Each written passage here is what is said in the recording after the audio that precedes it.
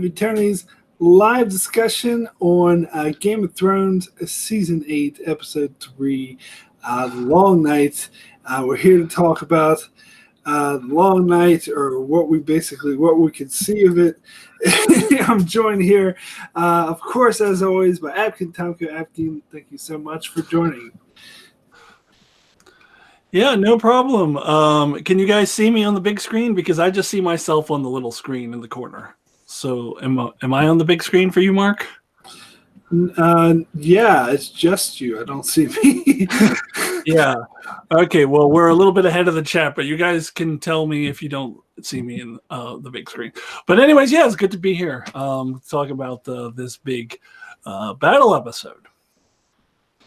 Yeah, so people tend to have mixed feelings about this episode.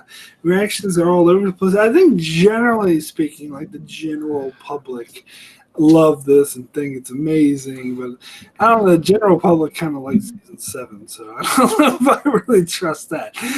But anyway, why don't you start with your thoughts on this episode?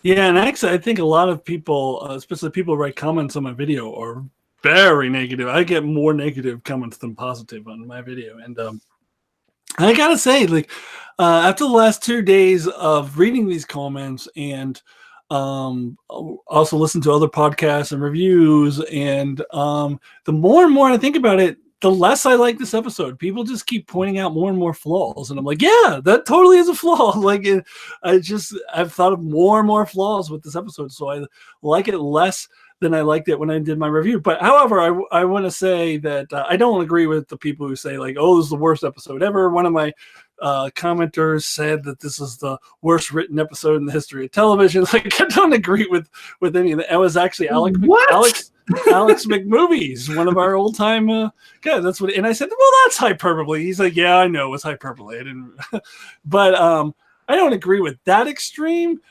There are still scenes that I absolutely loved in this episode, and I will always love. I thought there were certain scenes that were very, very well done, that are A+ to me. But I can't help but be caught up by flaws and more flaws. So, but just to put it in perspective, if I had given a rating out of 10 in my review, it would have been an 8. It's now dropped to a 7. So it's still pretty good. It's still above average. I think if I keep thinking about it too much, it could drop to a 6. But there's too many flaws for it to be more than a 7 for me. But I still also am not, the person who thinks it is the worst episode ever. However, I am going to say that we're definitely at this point. Let's just forget about what's happening next. I don't know what's happening next, but right now where we are, definitely nowhere near as bad as the end of season 7. However, definitely nowhere near as good as previous seasons. Nowhere near as good as season 4, 5, or 6. It's definitely that low. We're at this low quality. Not as bad as the end of season 7, but there's sloppy writing. There's rushed writing. We're still not as bad as season 7. I want to stress that. It was still pretty good, but below quality of what the show used to be. And I didn't think that last week. I thought last week was like an old episode, but this week I definitely feel like some of the season 7 stuff seeping in, and it's definitely, I've accepted the reality this show will never be as good as it used to be. Even though right now I will say it's not as bad as season 7, and I hope it doesn't go that way. I'm a feeling that it will, but I hope it doesn't. So that's where I'm at right now with the show. Yeah, in the chat, what Khaleesi of the Great Dairy says is nowhere near. This episode's nowhere near as bad or nowhere near worse as the Beyond the Wall. And yeah, I think that's an understatement. Beyond the Wall in the season. What was the season finale? Season 7 called The Dragon and the Dragon and the Wolf. The Wolf. Yeah, that was like. Yeah, no, those were definitely way, way worse than this. Absolutely. I'm giving this a 7. I'm not saying that it was terrible. It's way better than the end of season 7. But it's funny because you said that you started with an 8 and you dropped to a 7. I started with an 8, but I just watched the episode today, and I did my review. I'm actually working on editing my review, a proper review, because my computer was broken. So I just did this live stream. I was like, yeah, that live stream kind of sucked. So I want to do a proper review, which I'm going to put out tomorrow. But anyway, so I started with an 8, but I actually went it up to a 9. because the more I watch the episode, the more I appreciate it. Now, I think it just barely made it to a 9 to me, but the main thing that hit it to a 9, which I guess we'll get to later in the stream, is that ending scene with the music. Like, I see Fury in the chat mention the music.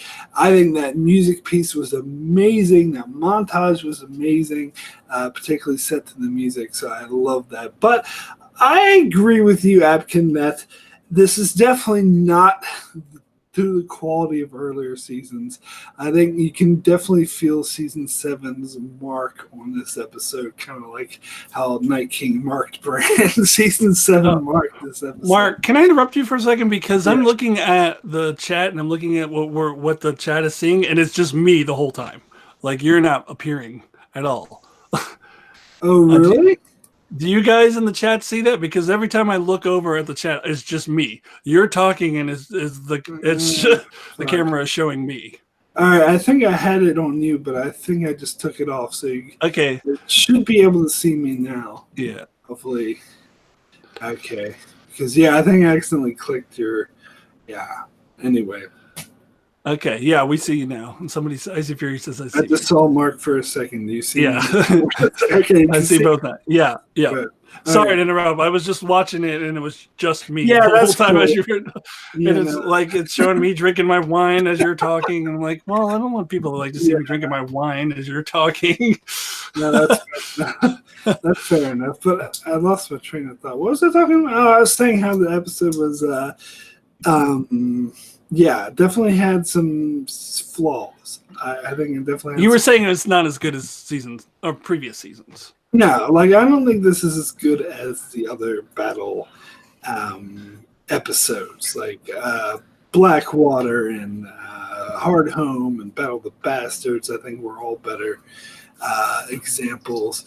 And I had some issues with the way it was shot too. Like a lot of people in the chat earlier before we go on talked about how it was so dark and you could barely see it. And I saw this meme I posted on Facebook and showed this dude with the night vision goggles, and he was saying, I saw that, yeah. And it said me trying to watch the latest episode of Game of Thrones. Yeah.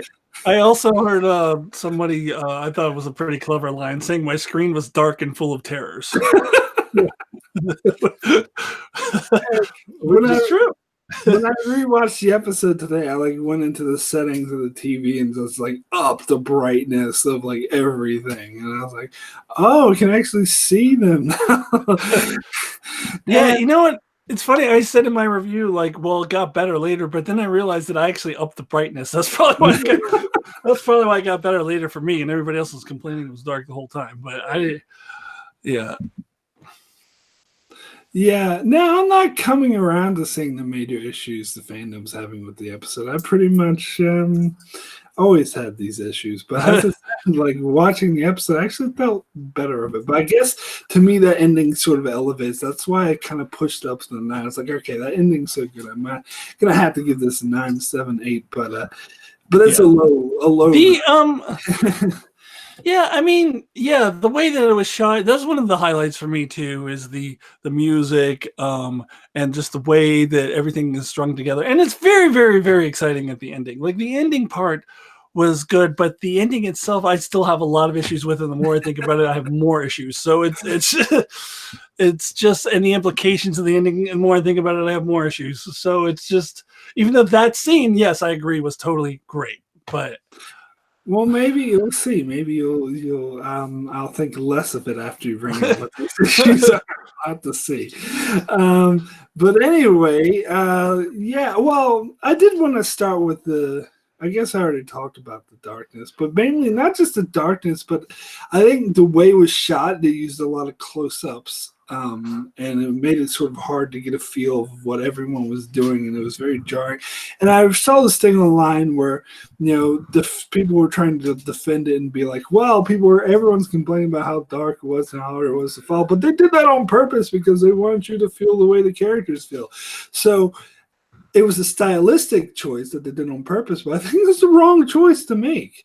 I think it would have been better because this is directed by Miguel Sapochnik, who did the Battle of the Bastards and Hard Home, which were both amazingly shot. And there were some shots in this episode that were beautiful, but I think the decision overall to have it like all just dark and not know what's going on was the wrong decision to make. I think it kind of annoyed me. And actually, somebody addressed this in the chat. I'm going to scroll up because I think it was Khaleesi of the Great Darius that said, he said, I think it was so bleeping dark, snowy, and confusing because it was for the characters, which is what you're saying, Mark. But we still needed to see the damn episode. Sometimes the realistic choice isn't the correct one, and I absolutely that's right on. Agree with that. Sometimes making it realistic doesn't make it so that we, the audience, can see it. So I absolutely agree with that. It was some review I read that was saying that they're saying that that's what people attached to the show were saying, that it's a stylistic choice to make you confusing. I was like, so I don't know if I call it bad directing as much I would call it the wrong choice. I think that stylistic choice did not work. Yeah. On the other hand, there were some scenes that were shot beautifully. I absolutely loved how we just saw what happened to the Dothraki from above, and we just see all the lights going out, and then it's just silence, and then it just pans to all the characters looking panicked, and it's a long, long silence before you see Jorah coming back. And I said in my review, I almost half thought like the Dothraki were going to come roaring back as whites, which would have been like, oh my god, that would have freaked me out. But I thought that at first too. When they started coming back and retreating, I was like, wait, are they whites now coming back? But the whole thing was just like had me, had the tension high, and I was like, ugh. And also the very beginning of the episode really was great in tension building. So scenes like that were really shot well. So not the entire episode was shot poorly. Yeah. I see Fury said it was tough to figure out who was dead. Yeah, I thought Ghost was dead. I thought Rhaegal was dead, but apparently they're not dead. There's a few other people I thought might be dead, like Davos, but then he shows up at the end. I'm like, oh, I guess he's not dead. Yeah.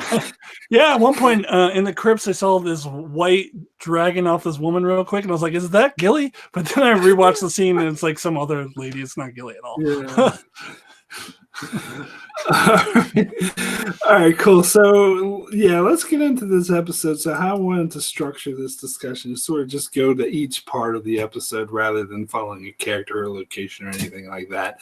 So let's start with the build up of the episode, where we got the start where Sam's walking around and we get everyone's being disquieted, and we can talk about the Dothraki charge, and then and all that sort of thing. So so what did you think of that starting scene with like Sam, the guy's like, move? Because when I watched that for the first time, I was like, can we just get on with this?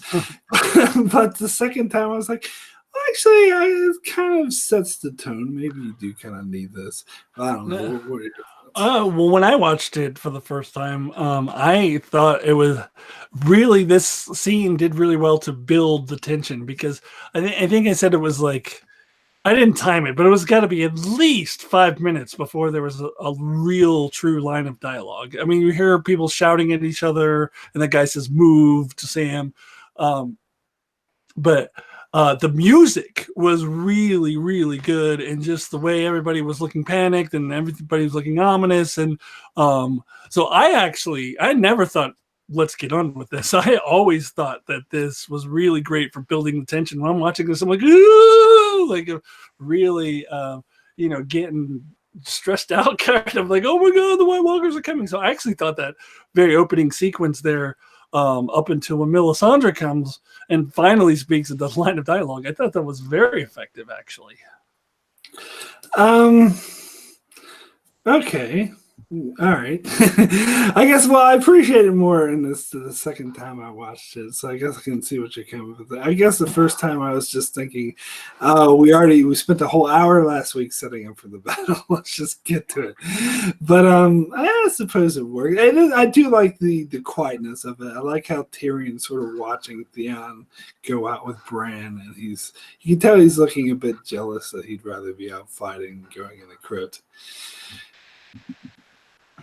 But yeah, then Melisandre shows up, and that was kind of, I don't know, I had mixed feelings about that. I think that's kind of, this is what I think is a season 7 kind of thing, because season 8, or no, earlier seasons, sorry, like seasons 1 through 5 would have, at least if they didn't show you before this episode what Melisandre was up to, they would at least have some line of what she was up to. They would make it important or make it significant on why she's actually showing up now and like what she's been up to and preparing for the battle or whatever. But I think this is a season 7 trait to be like, oh, I'm here because the plot requires me to be here. That's just what I thought. I totally agree with you on that. Last we heard from her, she said she was heading east, and all of a sudden she's back in Winterfell again. No, and I chalk this up again to the lack of episodes, and we have to hurry. Let's get through 6 episodes real fast. Like 7 episodes last year, 6 episodes. Blah, blah, blah, like they're trying to run, like they're trying to cram 20 episodes worth of material into 13 episodes, at least 20 episodes. If you listen to George R. R. Martin, he would say that like they could go on for seasons upon seasons to do this material. But it's like at least 20 episodes they're trying to cram into 13. And this is another byproduct of that. This is another, we don't have time to explain where Melisandre was. Boom, she's here. Like that's just another one of those things. And this is an example of why, although I don't think it's end of season 7 bad, this is another example of why the quality is lower than previous seasons. And I absolutely agree with that. Yeah, like I agree. It's not quite season 7 bad, but it's still showing the rushness to the quality. It's like, oh, Melisandre's here all of a sudden, and and then like she lit up the Dothraki swords and the flames, which I don't know. Like you said, that was a really cool visual shot, like seen from overhead. But I actually had a huge issue with the Dothraki charging off to fight to the whites. Like, why did they do this? Like, what did they expect that was going to happen? Did they think the Dothraki were going to single-handedly win the battle and kill the whites and be like, oh no, the war's over, Dothraki killed anyone? Because what would happen other than the Dothraki all getting killed? Like, I can't think of it. Any outcome? What were they thinking? I don't know. Maybe they thought because they had flaming swords that they could win, or I don't know, Mark. You got me on that one. I don't know. I mean, I still think that it was visually done really well. I did like how all the lights just went out, but you're absolutely right.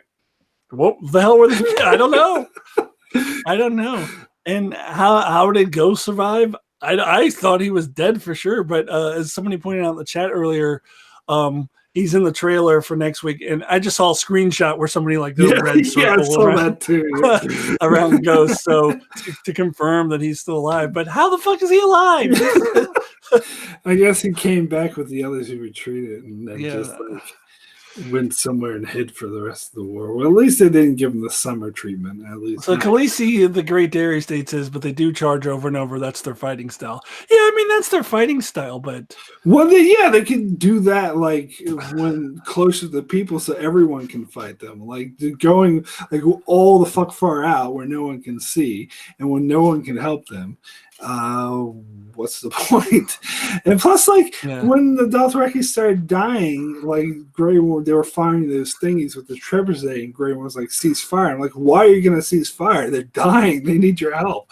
I didn't really. Yeah, that was questionable as well. I was like, "Huh? What do you mean cease fire?" Yeah. And they had all those trebuchets, and then they just only used it for that one thing, and then they stopped using them. They were totally useless, and the whites took them over. So, yeah. Mark, you're pointing out more flaws I didn't think of. Like, I didn't actually think of that one, but you're absolutely right. Yeah, what the hell? Yeah, like I said, I didn't, like I said, I don't think this episode was perfect. In fact, most of my issues with this episode are in the first half, which bothered me more. So, but anyway. I can address something in the chat really quick. Yeah. Symmetry saying, I'm starting to think the horrible writing is a conspiracy to boost George R. R. Martin book sales for when he releases the next novel. And that might be true, Symmetry, except he's never, ever releasing a novel. So that's not true. Anyways. Oh, God. Nice. I mean, I hope we at least get the Winds of Winter. But anyway, so then, like, I don't know if you saw the inside of the episode with Dan and Dave, because they were saying, like, Yep. when Dany and Jon were perched on their dragons watching this happen, so the plan was for them to wait there until Night King came for Bran, but Dany was like, saw the Dothraki dying, and was like, oh, I have to go charge in and save them. That doesn't make sense for two reasons. First of all, Dothraki were already dead by the time she got there. And secondly, why, if she didn't want the Dothraki to die, then don't send them off to get killed. I think what Dan and Dave were saying is that she was upset that the Dothraki died, which motivated her to go to the fight now. It wasn't like she was trying to save the Dothraki. Okay. It was more like she was upset that the Dothraki died, and so she's like, I gotta get revenge now, and that we're going, and the plan was not for them to go in the battle right then, but because she was upset about the Dothraki death, that's why she wouldn't go in the battle right then. My issue with that is that there's no fucking way in hell you're getting that out of that scene without Dan and Dave telling you. And there's a couple things like that I feel like if I didn't see the inside the episode, I wouldn't know that. Like I kind of got that from the scene, because when Jon was like, oh, the Night King is coming, that's his way of saying we need to stay here and wait. But she said the dead are already here. That's her way of saying, fuck that, I'm going in right now. But I guess like it wasn't super clear until Dan and Dave clarified it. But I think it probably got that after they clarified it. But I still think it doesn't. I think it's plot contrivance to me that the Dothraki dying would motivate her to go, because that seems like a stupid reason. Yeah, I can't argue with you there. All right. Jon wore fireproof plot armor. Yeah, but then he's responding. Icy Fury is responding to Cardinal Doomsday's question: what is the effect of Assyrian's blue flame, and how is Jon able to escape without being even singed? And Icy Fury responded: Jon wore fireproof plot armor. Although, to tell you the truth, I didn't think he ever really got hit with the flame. I thought he kept avoiding it. Yeah, so. That part was fine with me. But anyway, getting ahead of ourselves. Yeah. So, I do have issues with Jon in this episode, but we'll get to that later. Yeah. So now let's get on to the full-on attack when the Whites actually show up to the actual forces. And you got several things happening here. You got the guy from the Vale is running away, and Brienne's telling him to stand his ground. Like, that stuff I thought was all worked. Like, I think that made perfect sense that one dude would just like freak out. You see a bunch of freaking zombies charging at you. I mean, it seems only human. It's within Brienne's character. Wait, excuse me. Did you say the guy from the Vale was running away? Yeah. I missed that entirely. I didn't see that guy at all. Yeah, I didn't. It's because it's too dark and full of terror. I think I caught it. I saw him. I saw Brienne saying "Stand your ground." Yeah, I saw Brienne saying "Stand your ground," but I never saw the guy from the Vale at all. Yeah, no. I think someone pointed out in a review, and I was like, "What?" And I watched it the second time with the brightness turned all the way up. And yeah, so that's why she yelled "Stand your ground," because some dude ran away, and so she was telling everyone else to stand their ground. No, I missed that. Right. Yeah, but that. I don't know why she ended up being in charge of the Vale people, but whatever. But anyway, like, I did like this scene. I thought that was cool, and I like this whole fighting sequence here with Jaime and Brienne, and you see Tormund get a few kills. So, this was cool. But I think part of my issue, I did have some issue with the Whites. Just in my review, I think I called them a ball of CGI-ness. Like, and I think that had part to do with the darkness. Like, I couldn't. There's a few close-up shots of like certain people fighting whites, like Tormund fighting whites were cool, but whenever we went to a wide, it just felt like, bleh, like CGI-ness. I don't know what you thought of. Yeah, yeah. You get whenever they would, focus in on one of our main characters, then I could follow it for a little bit. When they focus in on Brienne fighting off the whites, and then Jaime, and then just before the scene where Daenerys comes in with the flames, just before that, I was like, oh, okay, finally, I can see Jaime and Brienne. You can see Tormund, but yeah, when you couldn't see, like, focus in on the main characters like that, it was just this dark ball of CGI-ness. You're right. You're right. Oh yeah, and the chat, Khaleesi of the Grace Grass Sea was saying that the Vale is loyal-ish to Sansa, and Brienne is Sansa's protector. Okay. Well, I thought they said in the previous episode that Brienne was leading that section. She was the leader of that brigade or whatever. Yeah, so, I just didn't know the brigade was full of Vale people. But yeah. Yeah, she was. I think it's simpler than that, Khaleesi of the Great Dairy State. I think it was just Brienne was put in charge of that brigade. That's all there is to it. She was put in charge by Sansa, presumably, of that brigade, and the Vale happened to be in it. So that's all there is.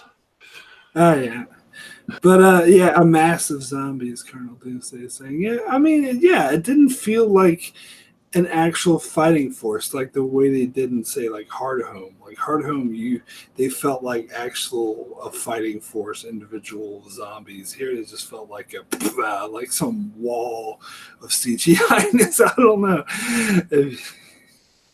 Yeah, but and then we got Dolorous Ed's death, which came pretty early. I've heard some people complain about that. I actually liked it. I think it was good to get a major death in right away because it kind of raised the stakes to begin with. Yeah, I don't know how major it is, but yeah.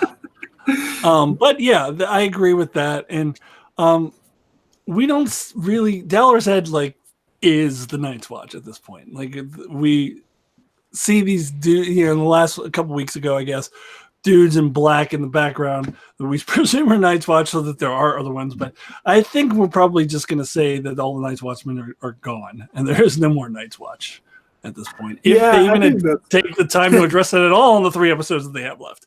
But show keeps up in season 7-ness, it won't. Yeah, but I think we can assume that Dolorous Ed represents the end of the Night's Watch. I don't think there's a Night's Watch anymore. I hope they at least throw in a line.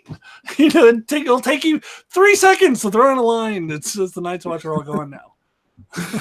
I mean, I think that like Dollar said, he's been around since season 2. So I think even though he's never that big of a character, I think it was good to have somewhat important-ish character die immediately.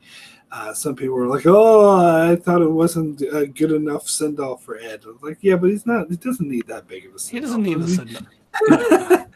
No, I thought, and he basically died saving Sam. I mean, he died because he saved Sam. So it was a good scene for him. I didn't have any problem with it. I have issues with a lot of things, but that's not one of them. So this whole sequence here with the fighting, that was all good for you? What's that?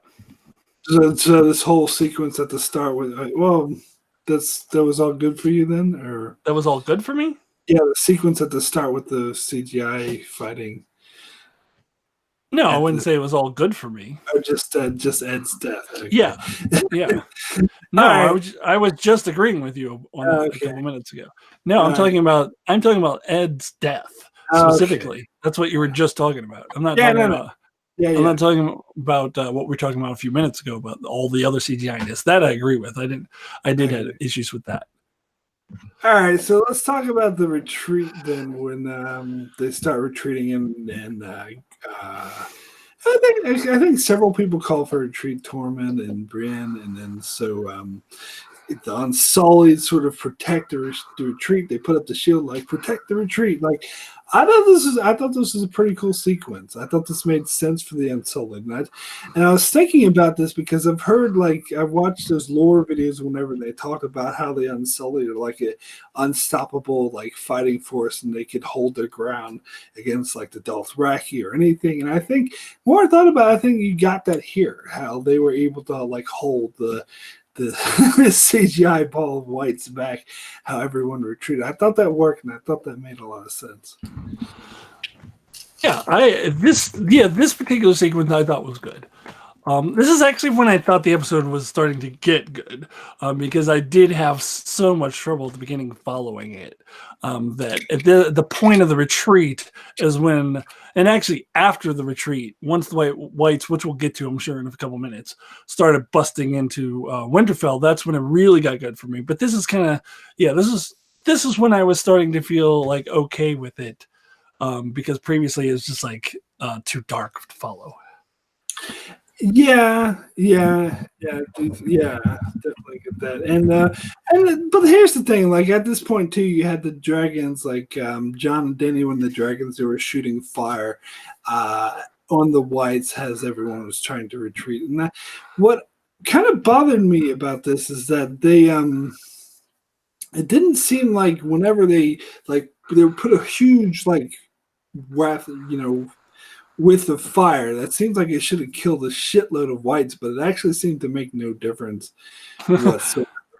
Like, I don't expect them to kill all of the whites to defeat the army themselves, but it seems like they should have at least slowed them down for a bit and give people time to breath. But so when that happens, we don't really see any consequences of the dragons spitting fire. It seems like it's inconsequential, like it makes no difference whatsoever. Yeah, and this scene, yes, I think when they very first see the dragons, when they come in to kind of rescue Jaime, and Jaime sees the flames, I definitely felt like a whole bunch of whites were wiped out. But in this scene, you're right, it didn't seem like it did anything. I don't know, even with Jaime looking, it seems like he was just looking in the distances. I know, I felt like a bunch of whites were wiped out in that scene. Did? Okay, maybe I have to watch it again. Maybe. Maybe that's the impression I got. I don't know. It was too dark. Who knows? But that's the feeling I got watching it. But then we had they couldn't. Then Johnny and Dan, like the huge Johnny and Dan, no, Danny and John, the huge snowstorm came and they couldn't see and they're like all blinded. Did you get out of this that the Night King caused that storm? Because I heard somebody else. You did? Yeah. Okay. I didn't get that, but I heard somebody else say that. I'm like, okay, I guess so. I guess that's what happened. It makes sense. That's the impression I got, because if you think back to Hardhome, like when the White Walkers are coming, like a storm was coming first. Yeah. I think that's a trait of the Night King and the White Walkers, that it's in the storm. Yeah. It makes sense that he would strategically do that to blind the dragon. Yeah, it does make sense. Yes, but yeah, go ahead. I thought that those scenes went on for too long. Like it's just Jon and Danny just flying around going whoosh, whoosh, like doing nothing, contributing nothing, just flying around going whoosh, whoosh. I'm like, all right, already, God. Like I thought it went on for too long. Yes, that's exactly what I was about to say. Like, you just needed a couple of scenes to show that they were blind. You didn't need to spend so much time with them. I was like, I kept waiting. Is something going to happen? Is that why we're seeing them blind? But no, it's just. Although I will say, I kind of liked when the two dragons crashed into each other. That showed just how disorientated they were. I was confused by that. I thought the Viserion had come. Yeah, actually, the first time I saw that, I can't say that I did like that because I was just confusing. Yeah, well, the second time I knew it wasn't because, not just because I've seen it, but because I had the brightness up. You can't really see what's going on in these scenes. But then Melisandre comes and lights the trenches because they couldn't see the signal to light the trenches. And I don't know. It seems like the only reason it took her so long to do it was so they could ramp up the tension. Yeah. Well, I did like that. I did succeed in ramping up the tension because I like how they kept focusing in her eyes. You can actually see her kind of panicking a little bit. So You're right. It might have been artificially produced to ramp up the tension, but I still thought I liked it. Yeah, actually, yeah, no, I agree. I think it was good. I think you're right the way it was shot, where it showed you could see she was freaking out how she was trying to do the thing. But yeah, it did seem like, and it did the whole, just as a white was jumping the killer, the flames came up, and I was like, all right, that's a bit cliche, but I guess it kind of works. So what else happens after that? Oh yeah, so then you get the whites climbing on top of the flames to put it out. So are we just going to do the crypts separately? Because I think at some point we have gone down to the crypts. So you're not going in the exact order. We're just going to do the. I think I was just skipping the crypts. But if you want to, we got to talk about the crypts at some point. Well, no, at some point, I was going to get to them later once they get interesting. Yeah. But if you want to no, we don't have to. I mean, because I do want to talk. I don't know remember if it happens here, but I do want to talk about the Tyrion and Sansa dialogue that we get earlier in the episode. And I don't remember when that happens. But if you just wanted to hit the crypts all at once later, we can do that. Yeah, I think at this point, like, Sansa just goes down and they give her nasty looks. Like, and Tyrion's drinking wine. And yeah. How does Tyrion always get wine? Where was that you mentioned in your review? Yeah, I was like, I don't think wine production was really a priority at Winterfell, but I guess they just probably have a bunch of it stored away, probably. He probably brought his own wine. Yeah. It's Tyrion, wine just magically appears. Yeah. But okay, we can talk about that later. But yes, so we get on to the whites getting into Winterfell. Go ahead. Yeah, and they do the thing where they put out the fire and they kill themselves. Now, you made a really good analogy in your review that I didn't occur to me that was similar to Infinity War when all the monsters kept smashing up against the force field. Well, because I just watched that like 2 days ago, and I was like, why does this seem so familiar? And I'm like, oh, I just watched this movie like 2 days ago where the same thing happened, where the monsters literally are purposely putting themselves into the force field so that the other monsters could go into the force field. And it was like the same thing. But I got the impression with this scene, because they were kind of just standing there doing nothing, and then you saw Bran ward into his ravens, and you could see from his perspective the Night King. It seems like he was guiding them to go forward, sort of like conducting him. Did you get that impression too? That Bran was? Oh, the Night King. Oh, yeah, that we saw the Night King doing it from Bran's perspective. Oh, okay. Yeah, I didn't get that because all I could see was but yeah, that makes sense. I mean, why did the Night King wait so long? I mean, why did they just stand there for so long? Just to, I guess give the characters yeah, just to give the characters a little breather before they wait a second, let me get closer so I can see what's going on. Yeah. Wait a minute, I gotta wait for Bran to fly up here with ravens, and then you guys can go in there. I mean, who knows what the hell he was doing afterwards, because apparently he was ward until the end of the episode, but this is the only time we actually see him in ravens, so who knows what the hell he was doing. But yeah, so I don't know. That's just the impression I got, that it was the Night King sort of conducting them. Oh, that makes sense. I didn't catch that, but I think you're probably right. Maybe I saw that when I had the brightness up. But anyway, yeah, that does make sense. So then the whites are charging up the walls, and I don't know who it was, if it was you or someone else, but they're apparently someone was saying that they thought, we'll just why don't they just go in the walls and keep away from the whites that way? But here we know why, because they just charged right up the walls. No, I didn't say that. That wasn't me. Didn't say that. All right. And I've never seen this movie, but a lot of people were comparing it to World War Z.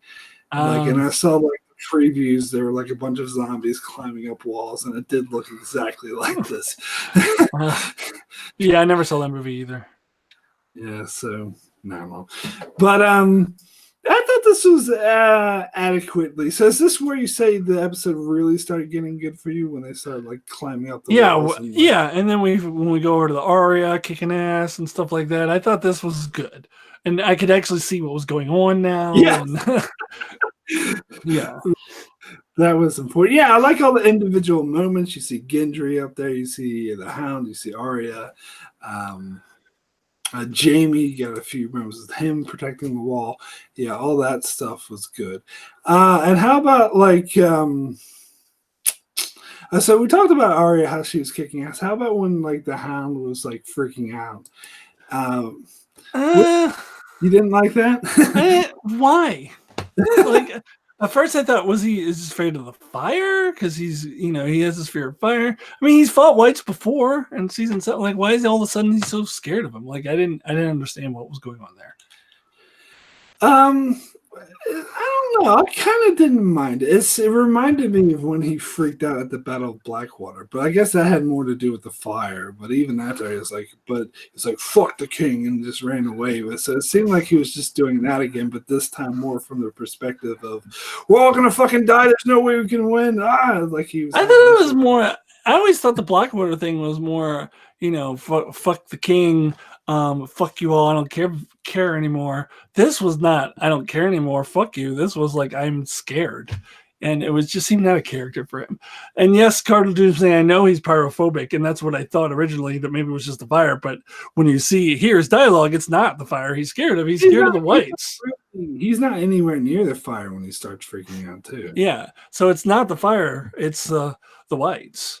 And I just think it had more to do with him having like his little freak out, like his like being like, "Oh, we're gonna die anyway, so what's the point?" Which yeah, I don't think it's entirely out of his character for him. I didn't get that. Yeah, and I agree with Mark Wolkel in the chat. Battle of Blackwater made way more sense to me. Absolutely agree. Yeah, of course it did. But anyway, but I did like how like Beric was like, "Well, tell her that," and they saw Arya like running down. That sort of got him the motivation to get back. And I thought that was a nice little beat that showed like how much he cared about her and stuff. But yeah. What else? Okay, so let's get into the whole like Arya hiding in the library from the whites, because I think I remember from your review you said you liked it. I didn't like this scene. This is actually one of the better scenes. Oh, really?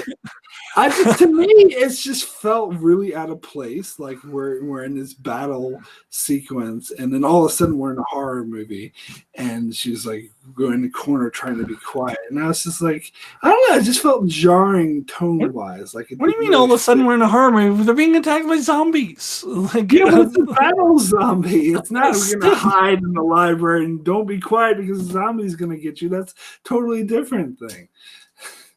So what? I mean, it's all zombies. Like zombies are battle, and zombies sneak up on you. Like it's all zombies. So yeah, I actually really enjoyed this scene. And I thought it was a bit, honestly, like I know that Arya could not take all those whites on by herself, that she was in mortal danger, but I still think it was out of character for her to be that scared. After she was just kicking ass and being a badass. Yeah, I mean, I understand she'd be a little scared because she is in danger of dying, but for her to be that freaked out, I think they did that just so they can make it more like a horror movie. Yeah, I disagree. No, I think, I mean, anybody would be that scared with all of those whites chasing after you. I mean, she wasn't fighting off that many whites at once before.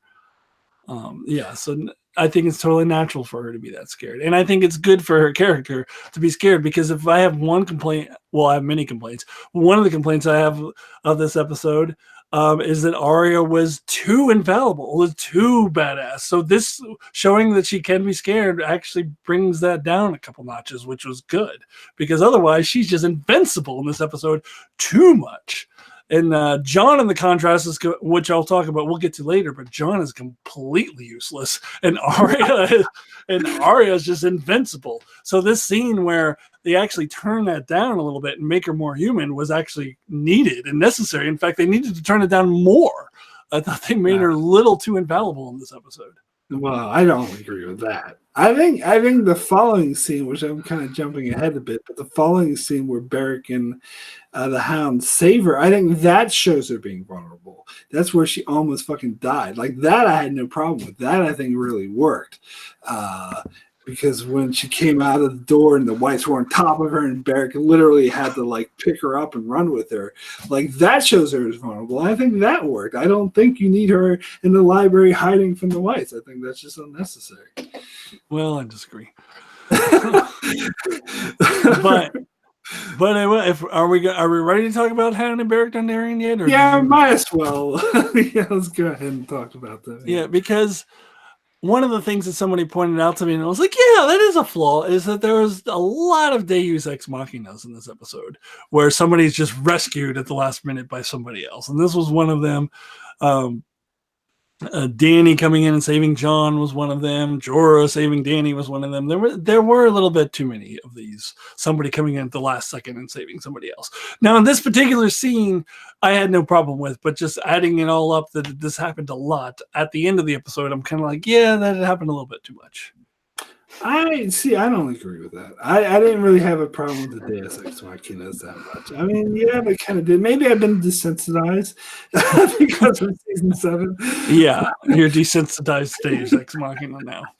But I didn't really have an issue with any of them actually. With this one in particular, especially the Beric saving Arya, because to me that didn't feel like a Deus Ex Machina because we saw Beric and Hound like charging towards her, so it kind of makes sense that they catch up with her.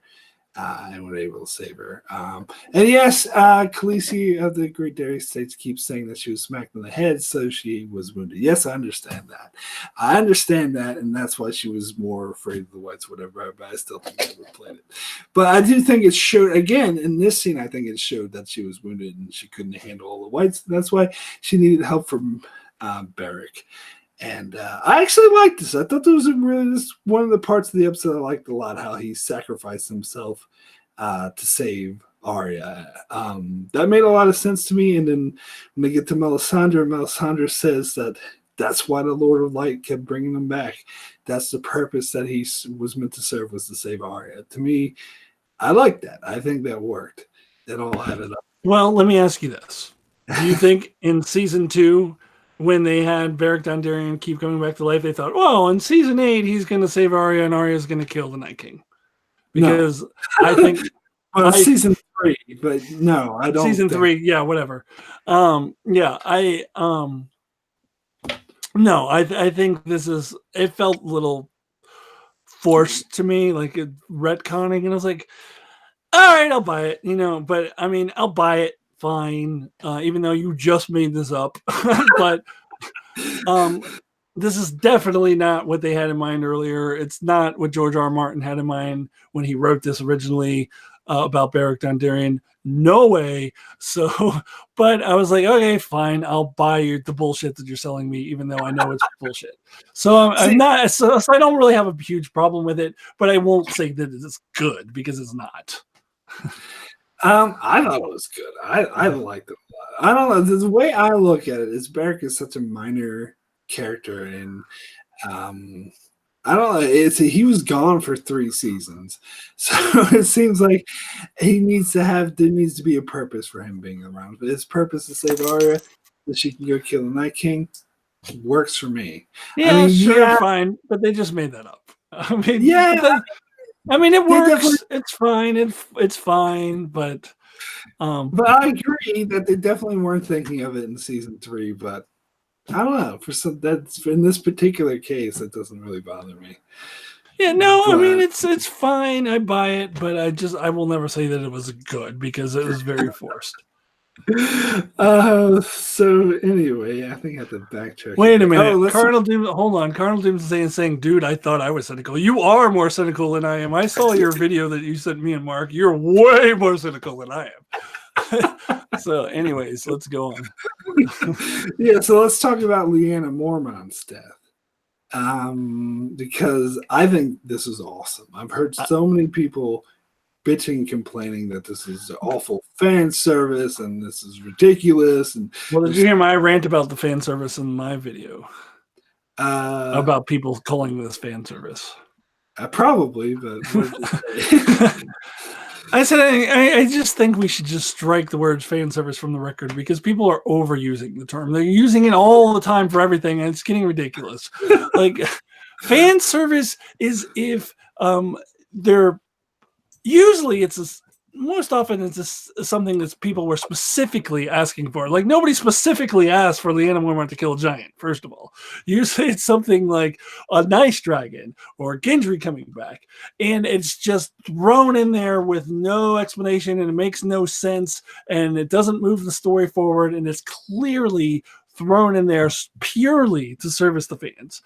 That's fan service. If it's thrown in there for no other reason but to service the fans, and it doesn't serve the characters or the story or anything like that, it's fan service. This served this character perfectly and moved the story forward. It is not fan service, and I'm tired of people overusing the term fan service. It is not fan service. So yeah, I thought it was great. I thought it was a very fitting end for this character. Well, I mean, to play devil's advocate for a bit, I think they're saying it's fan service because it's out of character for her to be so badass or whatever. They're just doing that because people like her and they want to see her do something awesome. And I still disagree with that, though. I still think that's total bullshit. No, that's not true. It's not out of character. And I think I'd go as far to say that because at first when the giant comes in and just smacks her to the side, I thought that she was dead there and I was going to be pissed. I think that would be a stupid way to die. That would remind me of like how in Lost or What's-Her-Face got killed by just dropping the dynamite and they just killed a really character for a shitty reason. And that's what I thought of it. I'm like, that's stupid. You can't kill off a badass character by just having a giant bitch slap her. But then when they had her come back and like charge a giant and stab him in the eye, I was like, that's more like it. I agree.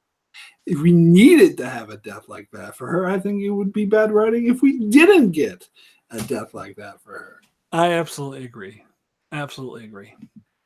Anyway, all right. So we agree on that one. What else have we got here? Now we're going to talk about Tyrion and Sansa in the crypts because they get a dialogue scene where she's saying, what did she say? Oh, I think you were the best of them. And he's like, oh, that's a terrifying thought, talking about her husbands. And I'm like, she's literally married to the two worst people in Westeros. So saying he's better than them is like not a very high bar. She was never married to Joffrey. Oh, yeah, that's true. That's true. She was only married to Ramsay and Tyrion. Yeah, she was engaged. So basically, she's saying Tyrion's better than Ramsay. Yeah.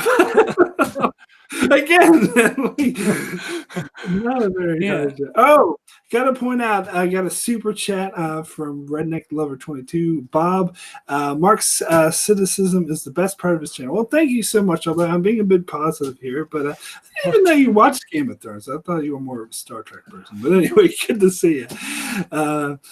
But yeah, so the Tyrion Sansa. Do you have any other thoughts on that? Is this pretty much a guarantee that they're getting back together? You talk about the clunky foreshadowing a lot of times, and it seems like they're kind of. I mean, I don't know. It seems like they're really building toward that, especially that scene later when they're holding hands behind the crypts, and it's. I mean, I don't.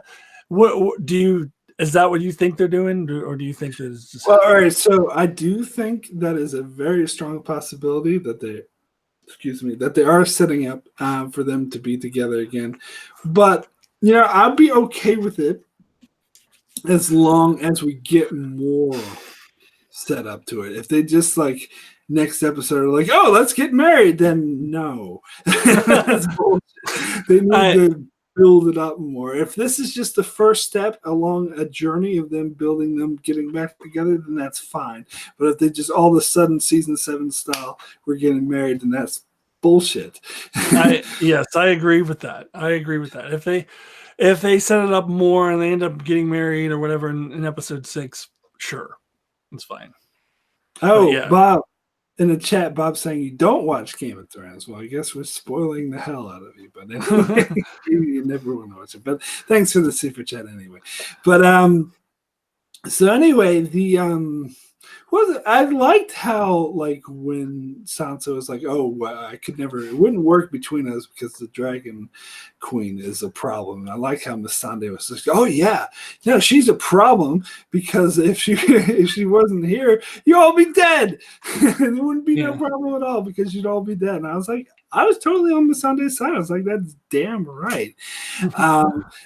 So I'm hoping that Sansa's gonna sort of not be as hostile to Dany after this. That this is maybe because she makes a good point. They'd all be fucked if it wasn't for Dany. In the preview, you see like Dany like toasting, like, "Oh, now we're going after the Iron Throne," and everybody seems to be going, "Yay!" Like it seemed like everybody in Winterfell was all on our side now, just from that brief shot in the preview. Yeah, I know. I had a theory about that. I was thinking that perhaps she had in that, because if you see it, they kind of splice two scenes together. I think it might be a different scene where she says she's going after Cersei.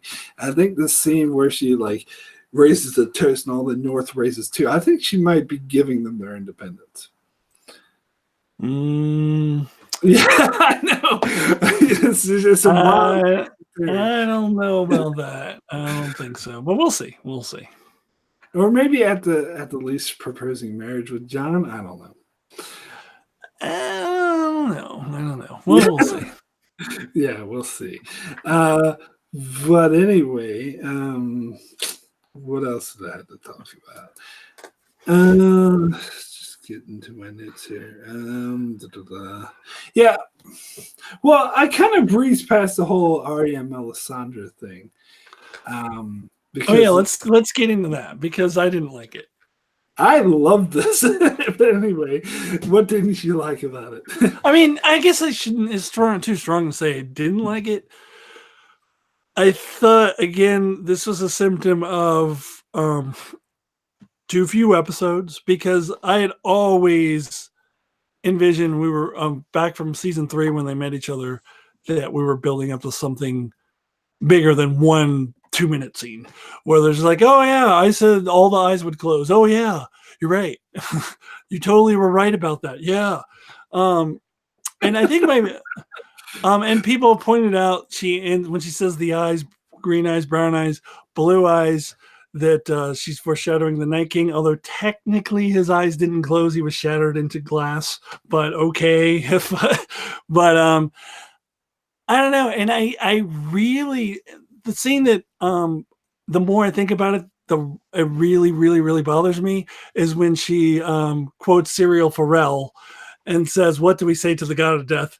Because first of all, how the fuck did she know about that? Secondly, Melisandre has been a very, very strong proponent. There's only one God. There's only one God. It's the Red Lord. She's been like very strong that there's only one true God. And yet all of a sudden she's bringing in this god of death that she doesn't even believe in. It was so out of place.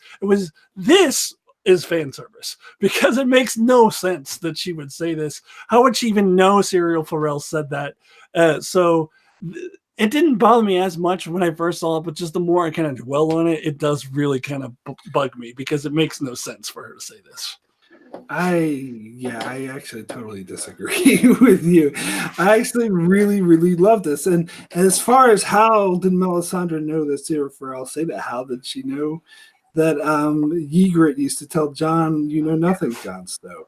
And I thought it was a good callback to that. She has that ability to see through people and do that. And I thought the "What do we say to the god of death? Not today" was perfect, because it took on a different meaning. Because when Serial Pharrell said that, he was saying "stay alive." But Melisandre was using it to say "stay alive." She was actually calling basically the Night King the god of death. So instead of saying "stay alive," she was saying "go kill the god of death," saying "not today" to him. I think that's a stretch. I don't think that's a stretch at all. I thought that was very clear. That saying, when Arya said "not today," she was saying "not today" to the Night King. No, I think it was fan servicey. Like, let's just throw this line in that makes absolutely no sense. Yeah, no, I didn't like it. Oh, I loved it. I thought it was perfect. I don't know. The chat is split. We got Mark Wokel says I'm on Team Acton, and Khaleesi of the Great Darius is on Mark's side. So we're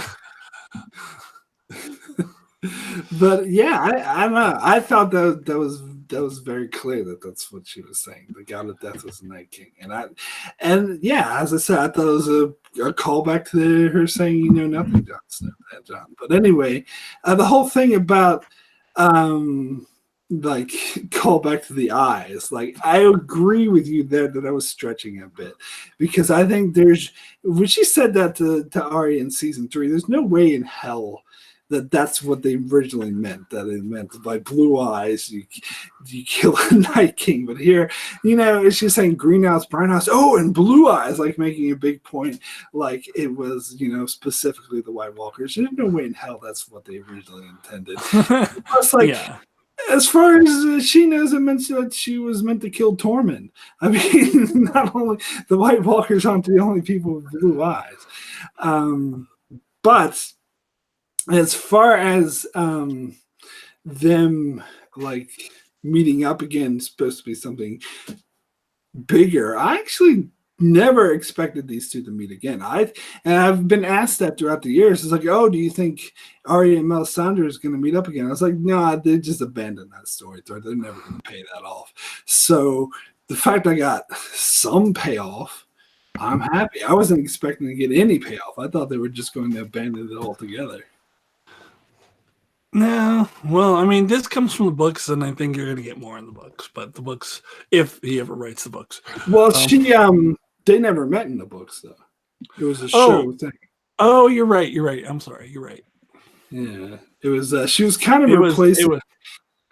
You're right. She was a replacement for the what they called the Witch of High Heart or something like that. Yeah. You're right. It's coming back to me. Yeah. So I was, even though I know it's not what they were thinking of originally, that I thought was kind of obvious. I still was very happy with it. Now, it's fine. It's okay. It's just a symptom of the 6 episodes. We hurry, let's get hurry up. So that's, it's better than nothing. You're right. It's better than not getting any payoff at all. So it's fine. I was more annoyed by the serial Pharrell thing than anything. I love that. I think that makes perfect sense. But anyway, we've already been to that. But so let's talk about did I skip over the whole dragon fight? Oh fuck. I think that was a while back. I think I skipped over that. The Night King and with his fan service dragon, as I like to call it, attacking Jon and Dany. Now, actually, I didn't really have a problem with this scene, even though, I really complained about the undead dragon. I really did I wanted to fall off a cliff in between seasons. But I actually liked this. I thought it was a pretty intense scene with the two dragons just locked and clawing at each other, and you got the Night King trying to throw shit at Jon, and Jon tried to die. I think Jon lost his coat in this scene. It just, I didn't know. I didn't notice something else. Yeah, you got to turn the brightness up. But yeah, so I thought this is a pretty cool scene, and we get, I guess, a kind of a Deus Ex Machina where Dany shows up with Drogon and saves Jon, and then but then the Night King throws his spear at Drogon, so he has to kind of get the fuck out of there, which I'm glad the Night King didn't kill the dragon with the spear. I hated that in season 7, but I think I said in my review that I'm going to release tomorrow that the Night King has to give his medal back from the White Walker Olympics because he missed it. Yeah. But anyway, what do you think? But I like that scene too. I mean, the only thing that was questionable is how it ended with what appeared to be Rhaegal's death, but Rhaegal apparently is magically alive. But that's the only thing that was confusing. But the battle itself between the two dragons, I thought that whole thing was good. I liked it. And someone's pointing out they had a scene where they're flying above the clouds as well. You can see the moon in the background. That was shot pretty well. Yeah, that was good. So then they kind of all fall off their dragons, which I thought was pretty cool. Although I'm still unclear of what happened to Rhaegal, because Rhaegal kind of crashed, and I thought maybe he was dead. Well, that's what I'm saying. That's what I just said. That's the one thing that really bothered me is that he appeared to be dead, and then later on, they're like, oh no, he's alive. Yeah. Well, they didn't even in this episode. You just saw from the previews from next episode. Yeah, I know. But then, like off screen, like people are like there was, I guess, an official list of who died. And, and he wasn't on it because they saw in the preview for next week's episode. Yeah, and so apparently, so where was he for the rest of the battle? I don't know.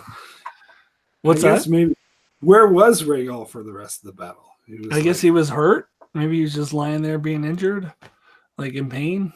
And then but I guess he's going to be perfectly fine at the start of next week. But anyway, because it seemed like when that ice dragon was like fucking things up and had Jon cornered, like Rhaegal could have came in handy about that time. Yeah, so that's all the more reason to think he's dead. Yeah, exactly. But anyway, so then they had the thing with Dany, like had the Night King and it said Dracarys, and they played the music, the same music she played when they did in season 3. And you're like, it's awesome. Anyone in the world actually think that the Night King was going to die here? I mean, I kind of said in my review, I don't understand why Bran didn't know that the Dragonfire wouldn't kill the Night King, because in the scene where the Night King and the White Walkers go to the old Three-Eyed Raven, the original Three-Eyed Raven's tree, they put up a wall of flames, and the Night King walks right through it. And so I guess maybe he thought maybe dragon flames are special or something, and they're different than regular flames, so maybe dragon flames will kill the Night King, I guess, maybe. But to me, it's like, well, if those flames didn't do anything to the Night King, why would these flames do anything to the Night King? It seemed obvious to me that dragon flames would never hurt the Night King. So I was really kind of confused when Bran said, oh, I don't know if it will kill the Night King or not. No. I mean, how could he not know that? See, that's why I don't buy anyone who says that Bran can see everything and knows everything's coming. He's purposely setting things in motion like Doctor Strange in order to get things to turn out. Because if that's true, then he would fucking know the Dragonfire. Well, it could also kind of be making a Star Trek reference here, how Consul Troy conveniently loses her ability to tell if somebody's telling the truth if they need, so he could have these abilities, but he conveniently loses his powers when the plot demands it. So it could be that. So it could be both. He could be able to have this ability to do the Doctor Strange thing and see the big picture. But when the plot demands for him not to be able to do that, then he suddenly can't do it anymore. Well, Bran said in season 7 that he can see everything. Except for whether or not the Night King can be killed by flames, even though he saw it in person that the Night King can't be killed by flames. But anyway. And he didn't see fit to warn anyone that the Night King was coming with a dragon to tear down the wall. Didn't think that would be useful information for anyone to have. Well, apparently he said that in the first episode that he had the Night King. But I'm talking about before the Night King came and turned down the wall. Oh, right. Yeah. It was coming. Yeah. Right. But anyway, where were we? Let's see. Oh, yeah, my notes, I said, the Dragonfire, it does nothing! Some reference. But anyway, so Jon then charges the Night King, when he's on the ground, he's charging to him, and the Night King starts raising all the dead. That was cool. I love that scene. I thought that was really intense, and how he was trying to get close to him, but he couldn't get to him in time, and he was surrounded by fucking whites, and he was dead. So then we get the Deus Ex Machina of Dany coming to Drogon to kill the whites, but I think you need that Deus Ex Machina, because without it, Jon's dead. And I like that scene of him charging towards the Night King. You can say that about any Deus Ex Machina, Mark. No, not really, because I like that scene. I like the scene when he's charging towards the Night King. What I especially liked actually about that was when we see the dead raising up on top of the castle, and we see Jaime he's all bloody and tired, and I was like, wow, that's got to be just really deflating. You just killed all these whites, and then all the people who were on your side now rise up against you. I thought that that whole sequence was really good. I do have a problem in retrospect as to why there was no attempt made to try to burn some of the bodies. And I understand it would be impossible to fight off all the whites and burn bodies at the same time. I know you can't do that. But there was no even... It really felt like Jon forgot that the Night King had this power because he made no attempt to burn any bodies at all. And the whole thing with the crypts, I'm sorry, with everybody was complaining about it the week before. Why are they sending them down to the crypts? And we're going to get to that. Yeah, because this was part of that sequence because they come out of the tombs right after the Night King does this. You also see, that's when you see the people, the whites who come out of the tombs. And how did Jon not think that could happen? It really felt like he forgot that the Night King could raise the dead. And it seems like a plot hole to me. Not to take away from the scene where the Night King does that. And I totally agree with you. That was an awesome scene, but it is flawed. I don't know, like really, what did they supposed to? I mean, the crypts I'll get to later, but the as far as like all the dead bodies in the battlefield, like what do they? Well, how about the what do you call it? Those catapults with flames, something. I mean, I know you can't possibly burn all the bodies, but at least make some sort of attempt. Like have some sort of plan. Hey, we got to burn some of these bodies if we can because they're going to be rising up to whites and they're going to kill us. I mean, so it should at least been in their mind, like at least an attempt. And I do understand that it would have been difficult to actually burn them all. I know that, but just the fact that it was never mentioned, never thought of, and there was no attempt to do anything at all, when you know that that's a weapon that the Night King has, then once everybody is dead, all he has to do is go like this, and you've got a whole new army of whites against you, and not to even consider that was a big oversight to me. And I do understand there was limited things they could have actually done, but to not even consider it was a plot hole in my opinion. Well, I think you're right. I think they should have mentioned it at the very least. It should have been like, oh, we have to come up with some plan to prevent our fallen from coming back and attacking us. Or maybe they should have just warned them, like, yeah. Because in the past, they have been, like, previous seasons, they've been very, like, Jon has been very picky about burning any dead bodies. Absolutely, yes. So it seems like it would be hard to execute. But yeah, I think you're right. Because especially what are you going to do? Set fires inside a castle, then your castle. Right. I mean, right. I mean, there's only so much you can do. But the fact that there was no attempt to do anything, because especially the fact that in the past, Jon was always so adamant about, oh, we have to burn these bodies. But suddenly he doesn't care. Well, I want to ask you about the scene. Did you get, because I got the impression when I was rewatching this that that they pretty much had killed most of the whites. They pretty much won, and then the Night King brought their dead back, and then they were fucked again. Is that the impression you got? That is the impression I got. Yeah. Yeah. But all right, let's talk about the crypts, because this is something I totally agree with you on. In fact, as you know, when I first saw it, I didn't even realize, because I didn't have my brightness turned up, I didn't realize it was the crypts. I thought it was the whites breaking through the walls, and I probably thought this because it was wishful thinking, because to me, that would kind of make sense because the whites were in the castle. But no, rewatching it was very clear they were breaking through the crypts, and this actually pisses me the fuck off, because this is completely idiotic. Oh, let's put all the people down to be safe in the crypts, so we'd be safe there. Like, I can't forgive that. That's just so stupid. And they're coming out of the crypts. What a shock. I mean, what the fuck is going on? Like, this really irritates the hell out of me. Yeah, and again, I pin this all on Jon because Sansa, Tyrion, those people don't necessarily. I don't know whether or not they were aware of that or not. That this is a possibility, but Jon knows full well that the Night King can do this, and so he should have never agreed to have them all go down to where all these dead. All the Night King has to do is go like this, and all the women and children are fucked. Like I don't understand. At the very, very least, let's say, for example, that there's absolutely no other place to put the women and children. At the very least, have a couple of warriors down there just in case the dead rise. Yeah, have warriors like standing right by all the tombs. Exactly. So as soon as they bust out,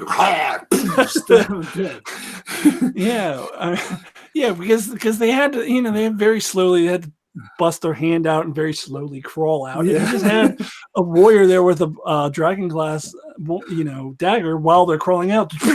Stab it before it even gets to stand up. Yeah, so at the very least, that they didn't even warn them out. By the way, by the way, if the Night King goes like this, you're all fucked. There's no excuse for this. This really pisses me off. Yeah, and I don't know if this is a good time to talk about my other issue because it does sort of tie into this, but it's a greater issue of the lack of deaths. And this is season 7 seeping in again, because that was one of the big complaints of season 7 that I had, that too many people had plot armor, that the Hound and Beric Dondarrion were dead from the top of the wall. But somehow, you mean Tormund? What would I say? The Hound. The Hound. Yeah. Beric Dondarrion. Yeah, I'm thinking of this episode. Tormund and Beric Dondarrion were dead from the top of the wall, but it seemed like way too many characters and plot armor in here. Explain to me how Gilly, Sam, Varys, survived. Like, okay, so I guess Tyrion and Sansa were hiding behind a crypt where no whites happened to turn around the corner and find them there, I guess. So they're hiding, so they're fine. But how did anybody survive from this with all these whites crawling around? It's like even Gilly has plot armor now. Yeah, it's like, but like Tyrion and Melisandre, she has plot armor too. She was fine. Like they didn't even show her until she was like at the end. Melisandre, Varys, Gilly, Little Sam, all of them. They showed Varys and Tyrion and Sansa go in this corner and hide. It's like, how come they're not being attacked by whites? So they let them kill all those other people because they're too busy killing those people like it does. I don't know. It seemed kind of asshole to me. Like, I thought when they showed Sansa pulled out her dagger and Tyrion, I think, had a dagger too. I'm not sure. He pulled out something. I thought they were both going to go attack the whites, which to me, that would actually make more sense because it would show why them actually trying to stop, the whites from killing people rather than, let's just hide and let them kill everyone so they don't see us.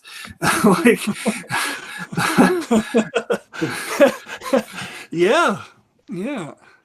I just, that whole scene infuriates me. But this is probably one of my really least favorite parts of this episode. Is this whole thing?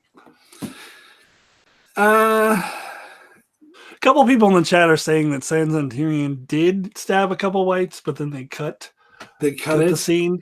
Oh, so it's a deleted scene. Yeah. Well, that doesn't kind of doesn't count. They shouldn't have deleted it. They shouldn't have deleted it. It's like the whole season 7 thing with a deleted scene that actually shows Sansa going to Brandon plot to kill Littlefinger, but without it, makes a fucking sense. If you delete a scene and it doesn't make things make sense, then I don't think that it's okay if a deleted scene exists that should have been in the show. Like, I don't think that makes it okay. And in fact, I think it makes it worse. They actually bothered to shoot the scene and then cut it out.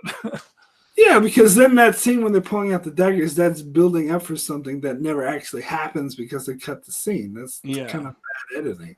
Yeah.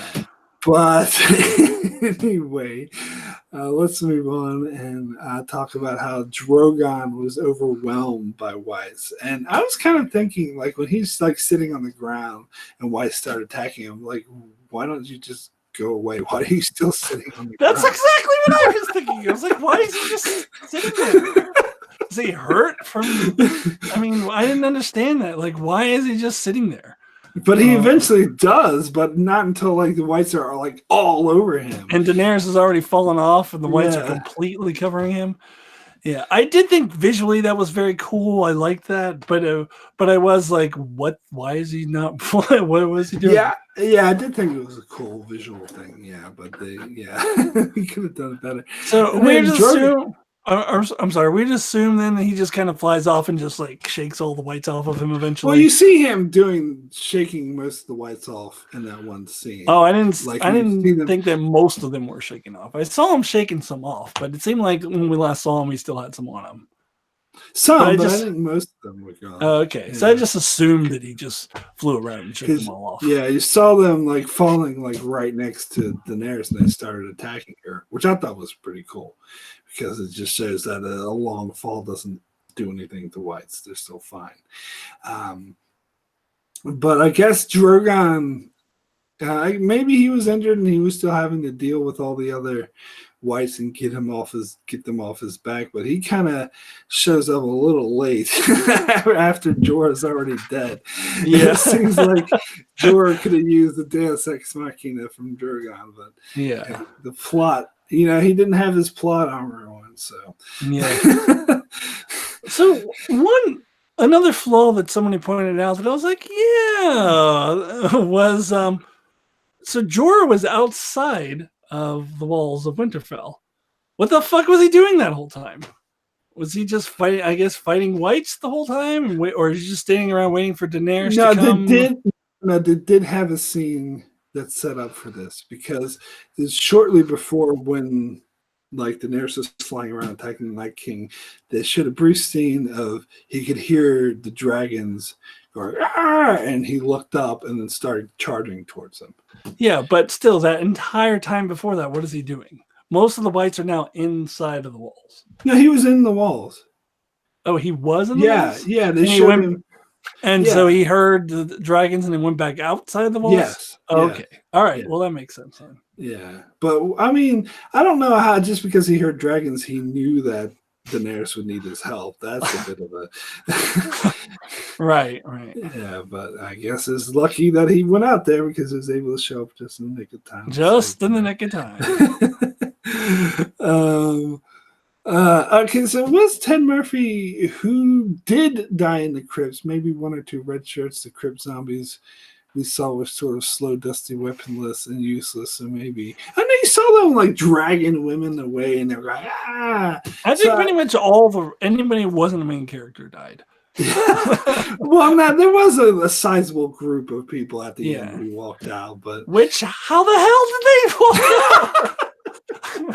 I don't understand that. How did they survive that? What the hell were the whites doing? They weren't killing people. Did they stop to get a burger? I mean, I don't understand what the whites were doing if they weren't killing people. Like, everybody should have been dead. Everyone. But the fact that there was a sizable group left, you're right. There was. And that really pisses me off. They were eating burgers. Oh my god, we need to have a scene of white sitting there eating burgers.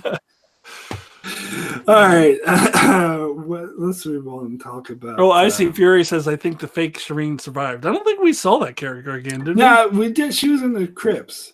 We did see her. Yeah, we did see her in the crypts, but that was before the whites came, so I can't confirm that she survived or not. Yeah, and I could not care less. I think it would. I thought we should have got a scene of her being like, "I'll protect you." Ah! Yeah. Anyway, so let's get into the end game now. Let's talk about. Well, we already got into Jorah a bit. Do you want to talk? Yeah, let's talk about Jorah saving Dany and the whole death thing. A lot of people like this saying it was a fitting way for Jorah to die. If Jorah had to go out, it was protecting his Khaleesi. I agree, and as much as like it's a bit contrived for him to do the Deus Ex Machina, I did really like the scene of the two of them, like surrounded by whites, and it seemed like they were all pretty much fucked. And he ends up like, but there's this one scene, maybe it is the way angle it was shot, but it seemed to me that Daenerys was using Jorah as a human shield and purposely turned him to protect herself from being. I did not catch that. I didn't catch that. I saw but that. I'll have to rewatch it again. No, I didn't catch that. But maybe I'm wrong. Maybe I'm just missing and misinterpreting that. But even a second time, I was like, that's hilarious. It really does look like she's purposely like a white's charging at her. She's like, Jorah, using him as a human shield, and he gets stabbed, and he gets stabbed a lot more times. Mark Wokal in the chat said he also noticed that. Yeah. Maybe I'm wrong. Maybe that's just me. Maybe that's just the angle. And Colonel Doomsday said so totally. So they also do. I'll have to go back and watch that because I missed that. That's hilarious. But I like the acting though after that with what's her face, Emilia Clarke, who played Daenerys. I think she played this very well because you could tell her looking over the door and freaking out because she can tell that he's starting to die and she's like trying to prop him up and be like, "Are you okay?" And I'm kind of thinking to myself, well, maybe don't use him as a human shield. But anyway.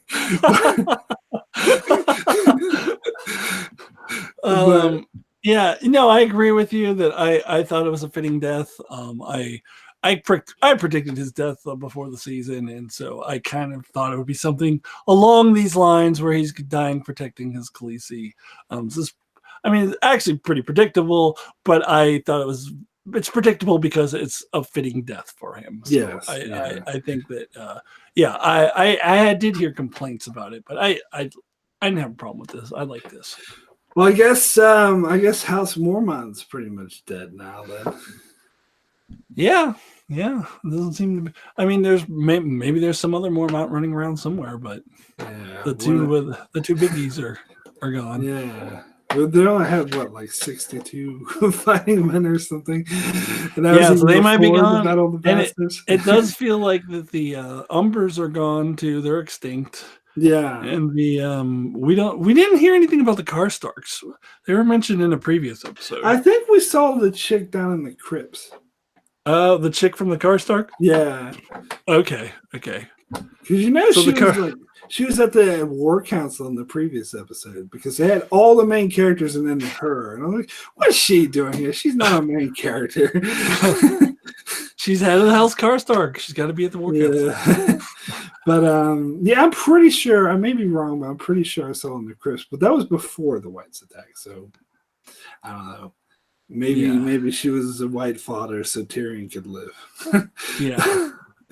But the Jorah stuff was pretty cool. I like that. All right. So what else have we got now? Okay, so this is pretty cool. Like I did kind of notice this the first time I watched it, but the second time I watched this, I did notice there was a pretty cool shot sequence that because all these battle episodes usually have this really artistically shot scene where someone's going through the carnage, like in the Battle of Bastards, you had Jon running through as the horses are flying by him, and then the loot train battle scene in season 7, you had the thing with Bronn running around, how things fly past him, and it had one.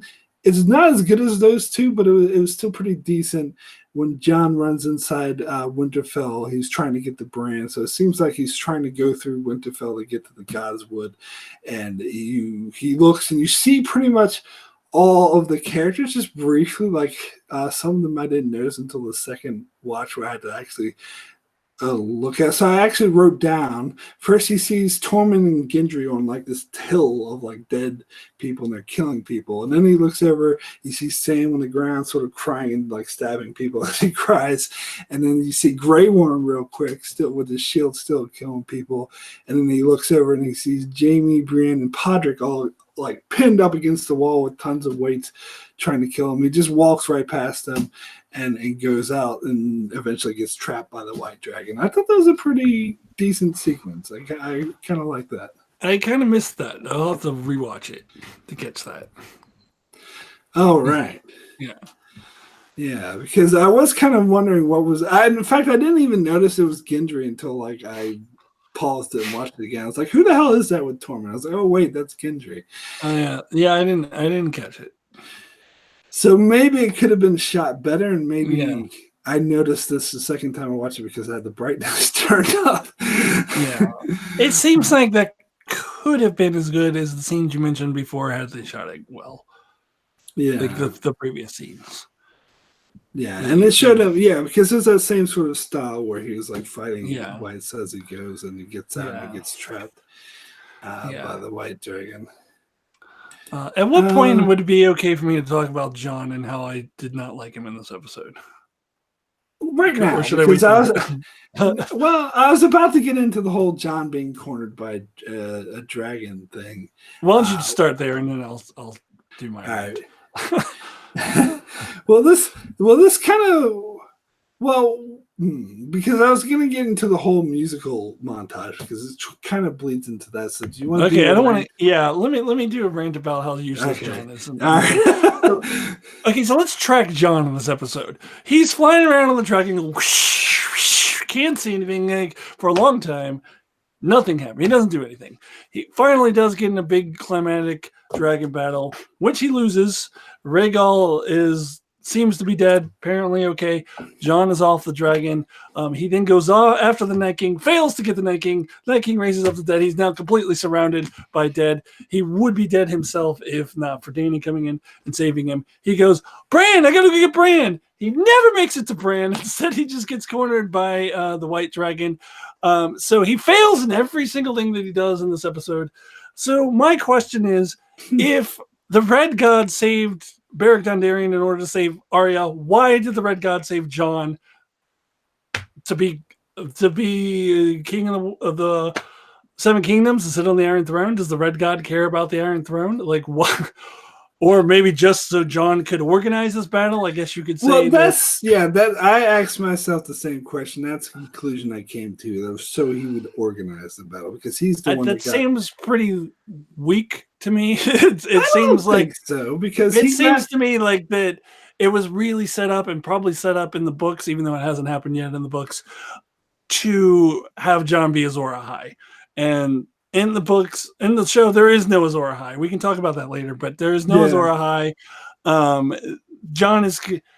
It seems like the Red God raising the dead, just to organize the battle, seems a little weak to me. I don't think that's weak because no one would be there. There would be no battle if it wasn't. Yeah, I know that's true, but he's the only one. No one else was organizing to fight against the White Walkers. No one had the power to bring Daenerys and her. It's true. That's true, but it seems like in stories like this, usually if a character is saved like that, it's something big. It's not just, oh, we organize a battle and now I'll just get my ass kicked and be completely useless during the battle. Like, it just seems very anticlimactic to me. And yeah, I get that's probably, you can use that reasoning. That's why the Red God saved him. But it's usually that's bigger than that. It's he's the hero. He's not like, he was completely useless this whole episode. All he did was get his ass kicked. He would have lost to the White Dragon too, if not Arya hadn't killed. I agree. They could have given Jon more to do. I do have to point out in the chat that Mark Wobble says, "Oh, maybe the purpose the Red God brought him back is because Jon needs to make a baby with Dany," and then everyone else in the chat saying, "No." Yeah, well, I mean, it does seem like that. Oh, the Red God cares about who sits on the Iron Throne now. He's got to bring him back because Jon's got to sit on the Iron Throne. That's what it's kind of seems like. But yeah, I guess you could say, oh, you organized it. I don't know. I just think that's a little. I personally am fine with Jon not killing the Night King or not being Azor Ahai because I think that would be a bit cliche. It's too obvious as a choice to be it. So I was actually fine with that. But I do agree that they could have given them some wins in this episode. Like, I think it would have been cool. I actually expected him to take down the dragon. Like, I thought that would have been awesome. Yeah, I thought he was going to too, and he did not. But I guess the reason why he didn't is because they wanted everyone to be in a possible situation where it looked like they were about to die and they were about to be. Everyone was fucked until the Night King dies, so they can do a last minute save. I don't know. It feels to me like this was. I get what you're saying, that it was obvious that Jon was Azor Ahai and all that, but sometimes the obvious thing is obvious because it makes the most sense. It's the best thing. I just feel like they were trying too hard to go, oh, I just fooled you. It's not really Jon. It's Arya. Oh, really, Jon's just a big loser and Arya is unstoppable. I thought it was a little too much. I did take issue with all of this, but I don't know. As I said, I'm fine with him not killing the Night King, but I do agree they could have given him some. I'm fine with him not killing the Night King. I just felt like I don't know. There should have been something bigger, some greater purpose than just getting his ass kicked the whole. Episode. I'll agree with that. I agree. They should have given him some wins in this episode, definitely. Even if it was just killing the dragon, like I think that would have been cool. I don't know, even if he somehow assisted in Arya killing the Night King, or he made it so Arya could kill, or something, just like Beric Dondarrion's purpose was to save Arya so that she could kill the Night King. Yeah. Something that led to the Night King's demise. Yeah. There's something else that someone else pointed out. It's like the White Walkers weren't really used in this episode. They were just like the Night King's entourage. Like we had this one scene towards the end where like the White Walkers are like charging towards Winterfell. I was like, oh shit, here the White Walkers come, but they never actually go there. They just go to the Night King when he goes to the Godswood, and they're just standing beside him like looking cool. And we had this shot. Yeah, go ahead. Well, go ahead. No, you finish your thought. So they had this shot in that whole sequence. I love that musical sequence, but they had this shot where the Night King and the White Walkers were like walking in slow motion towards Bran. And I thought like this is like the like Reservoir Dogs. Yes, exactly. It was. That's exactly what I thought too. Yeah, they were just like hanging. And here's another issue I had, which actually somebody else pointed out in another thing that I listened to, and I was like, yeah, what the hell? They were just kind of hanging out, like, oh, Arya, okay, go on by. Like, how did Arya get by them? Like, it seemed like she used her magical powers of plot convenience to get to the Night King. Like, if the White Walkers were doing anything, they should have stopped her from getting to the Night King. Yeah. Well, I mean, I kind of chalk it up to her like faceless men ability to be very stealthy and to move unnoticed. Like, I think if there's anyone who could do it, it's her. Like, I don't think anyone else would be able to do it. But, and they did have a scene. They did have the scene shortly before she killed the Night King of the White Walkers looking. So they definitely heard something. They were just too late for it. Yeah. I don't know. I think it could have been done better. It could have been explained better. So I'm not completely defending it. But, I mean, if they could have made more sense, I think. Because it does seem like all of a sudden she's there. Yeah, which they wanted to surprise you. Dan and Dave even said that in the inside of the episode. They wanted you to kind of forget about Arya. And I was surprised. I was like, holy shit, like, where the hell's Arya? Like, she just, comes out of nowhere. So it did work in that way. It did definitely surprise you. The thing is I actually, the first time I watched it, I was actually kind of expecting Arya to kill them. But at that stage, because I was thinking, I was like, wait a second, where's Arya? We haven't seen her. Like, she ran off to do something, and Melisandre seemed to imply she had something very important to do. We hadn't seen her in 20 minutes. So I bet she's the one who comes up and saves the Night King. Well, so you're pretty smart, because most people didn't think that. And Dan and Dave said specifically they didn't want you to think. They wanted you to forget about Arya. So you kind of were able to get by Dan and Dave, and you were able to figure it out. But I think so that's good. Good on you, because I don't think a lot of people just sort of forgot about her. because you kind of get lost in all the action sequences with Jon and Jorah and Dany and all Theon fighting off the whites and all of that stuff. Let's talk about Theon. We haven't. Yeah. Let's get into Theon. Yeah, because I thought this was a cool death for Theon. I like what Bran says to him earlier, where he was like, "Oh, I'm so sorry for doing this." He's like, "What you did brought you to where you are now," and it seems like I would think that's a theme of this episode. I think that statement could apply to pretty much every character. Like all the shit that they've been through is what needed to happen to get them to this moment.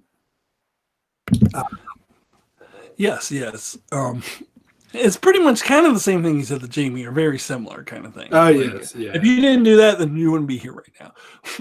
That's kind of Bran's thing. But yeah, and I thought it was a very fitting death for Theon, even though, I originally thought, I thought Theon was going to go fight Euron, but him fighting to defend Bran back at Winterfell to redeem himself, because really Bran was the one he really, really betrayed way back in, what was that, season 2. So for him to go out in that way, redeeming himself, I think that was a fitting death for Theon. I like this death for Theon, even if I did think I thought maybe he was going to fight Euron. I don't mind that that's not where they went. I don't mind that this was his death. I think it was a good death for him. Yeah, and when Bran says, like, he calls out to him and says, "Oh, you're a good man, thank you." And it's like that was great, and I think Theon knew at the moment that he was dead. Yeah, like yeah. I mean, that was basically a suicide run at the Night King. Like, yeah, he couldn't have possibly thought that was going to work. I mean, it's just like his one last. Like, this is all I have left to do.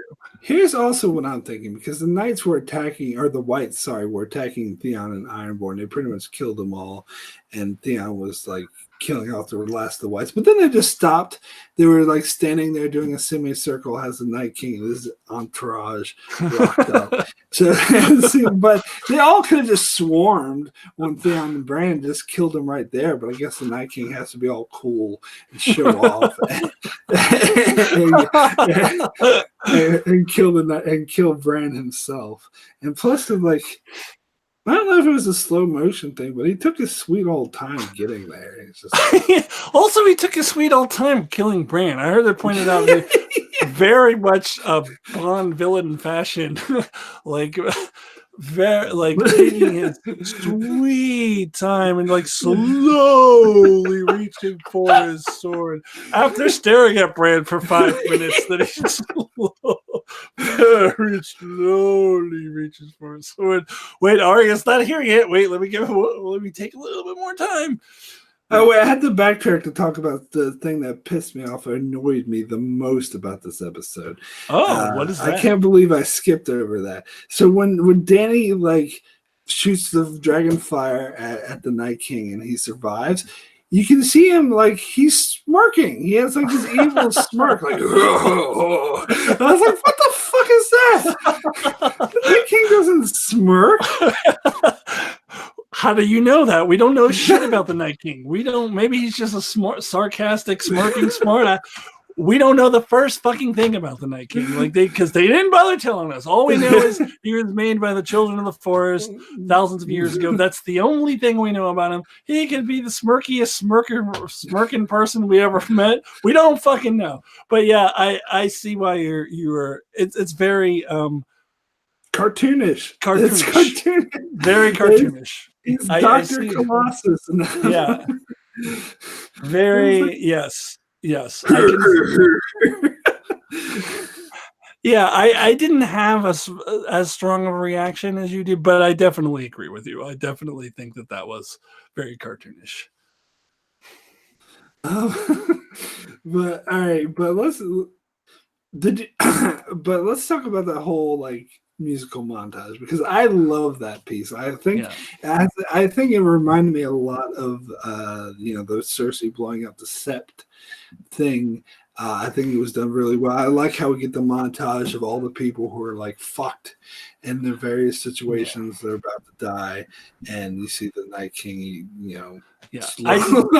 totally going towards Bran. I thought that was really cool. I did like this too. I would still say the Winter one was better in my opinion, but I did like this too. Yeah, I agree. Yeah, it's I did, definitely not as good. This was very yeah. Anytime they have that piano music with the montage and I did really like this scene too.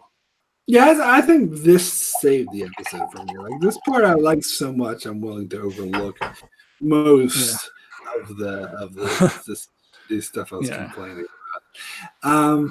But now, okay, so let's get into it. Let's get into Arya being the one. Wait, can I talk about Bran for a second though before we get into that?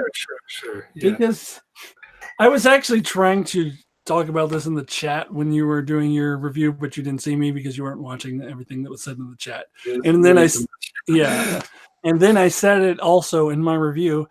But Bran just goes, I have to go now. And then he wargs, and you see him fly off into these ravens, and you see him with warging eyes the entire episode. What the fuck is he doing? Like, what is he doing that whole time? Is he just flying around in ravens, sightseeing? Is he just going for a joyride? Like, what? He doesn't come back until like almost the Night King is almost there. So I think it would be amazing if they like gave some explanation for this in a future episode, but I have very serious doubts that they're ever going to explain this. Like, what he was just flying? He's just flying around in ravens the whole time for the fun of it? Like, what was he doing? Well, no, I actually mentioned this earlier in our discussion that Bran was just flying around for the whole time, and who knows? Because we saw him warg into the ravens to look at the Night King, but then that's all we saw him do, and apparently he was warg, the whole time. So what the fuck was he doing? But I would definitely don't expect this. I'll be very surprised if they actually answer this. No, I don't think they will either. I think the answer is plot convenience. I guess he was just doing some sightseeing. He was just like going for a joyride, just flying around. Oh, this is fun! I'm ravens, yay! I mean, I don't know what he was doing. It seems like, and I don't have to have him warg into a dragon. I know that would be very fan servicey, but it seems like he could have warged into something to help them out. Like he could have done something. That's true. Like in other battles, like warging to Hodor or warging to like the direwolves, he warged into something to help people out. Here he's what the hell is he doing? Yeah, he could have warged into Ghost. I mean, he could have warged into who was apparently still alive. I mean, he could have warged into anything to help them, but instead he's just flying around or something. I don't know. Bran goes into screensaver mode, according to Ozzy, man. That sounds like something he was saying. What else? Oh, Bran went to his special place under stress. He's just like, I have to go now. Well, where are you going? Where are you going? All right, so now let's get into Arya. Let's get into it. Yeah, I can understand why this wouldn't be the best thing. I don't think maybe, even though it's more unexpected than Jon or Dany killing the Night King. It doesn't seem like it's what her arc was building to, does it? It certainly doesn't seem that, but Dan and Dave inside the episode said that they've known this for 3 years. Yeah. Well, this would be their play. Honestly, I don't have a problem with Arya being the one who kills the Night King. I think that's good for her. But I have other issues. But I don't have I still wish Jon had done more. And Arya hadn't been so invincible. But actually, this is what, again, getting back to the bookcase scene, this is why I liked it, because it showed her being scared. But I don't know.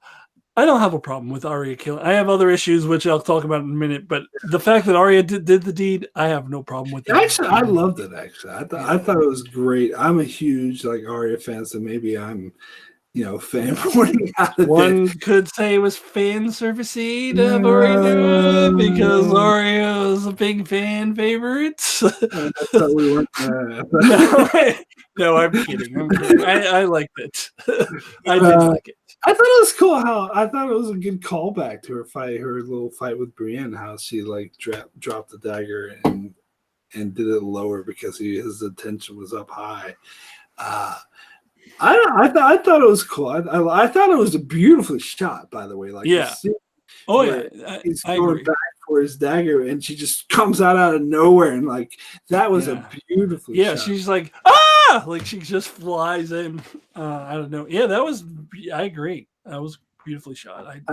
Colonel Doomsday in the chat says, "I'm so angry about this." But he's so angry that Dan and Dave had known for 3 years. Why does that make you? Or I'm more angry that Dan and Dave had known for 3 years.